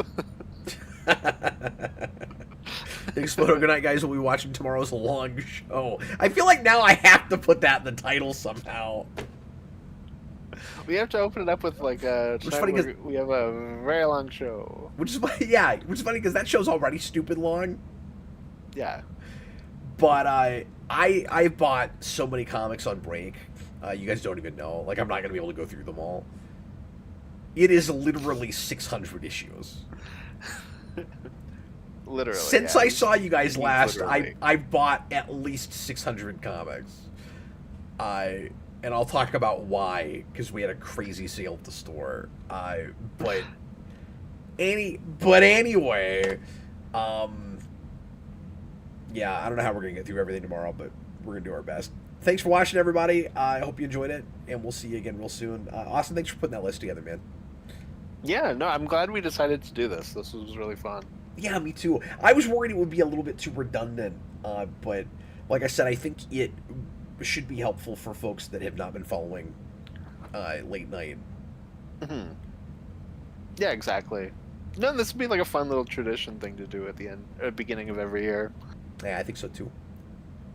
All right, thanks again, folks. We'll see you again soon. I was Captain Logan. This was Austin, the Day Ghost. Good night, everybody. Good night, Geekvolution fam. No. Bye. He said it, not me. All right, bye, everybody.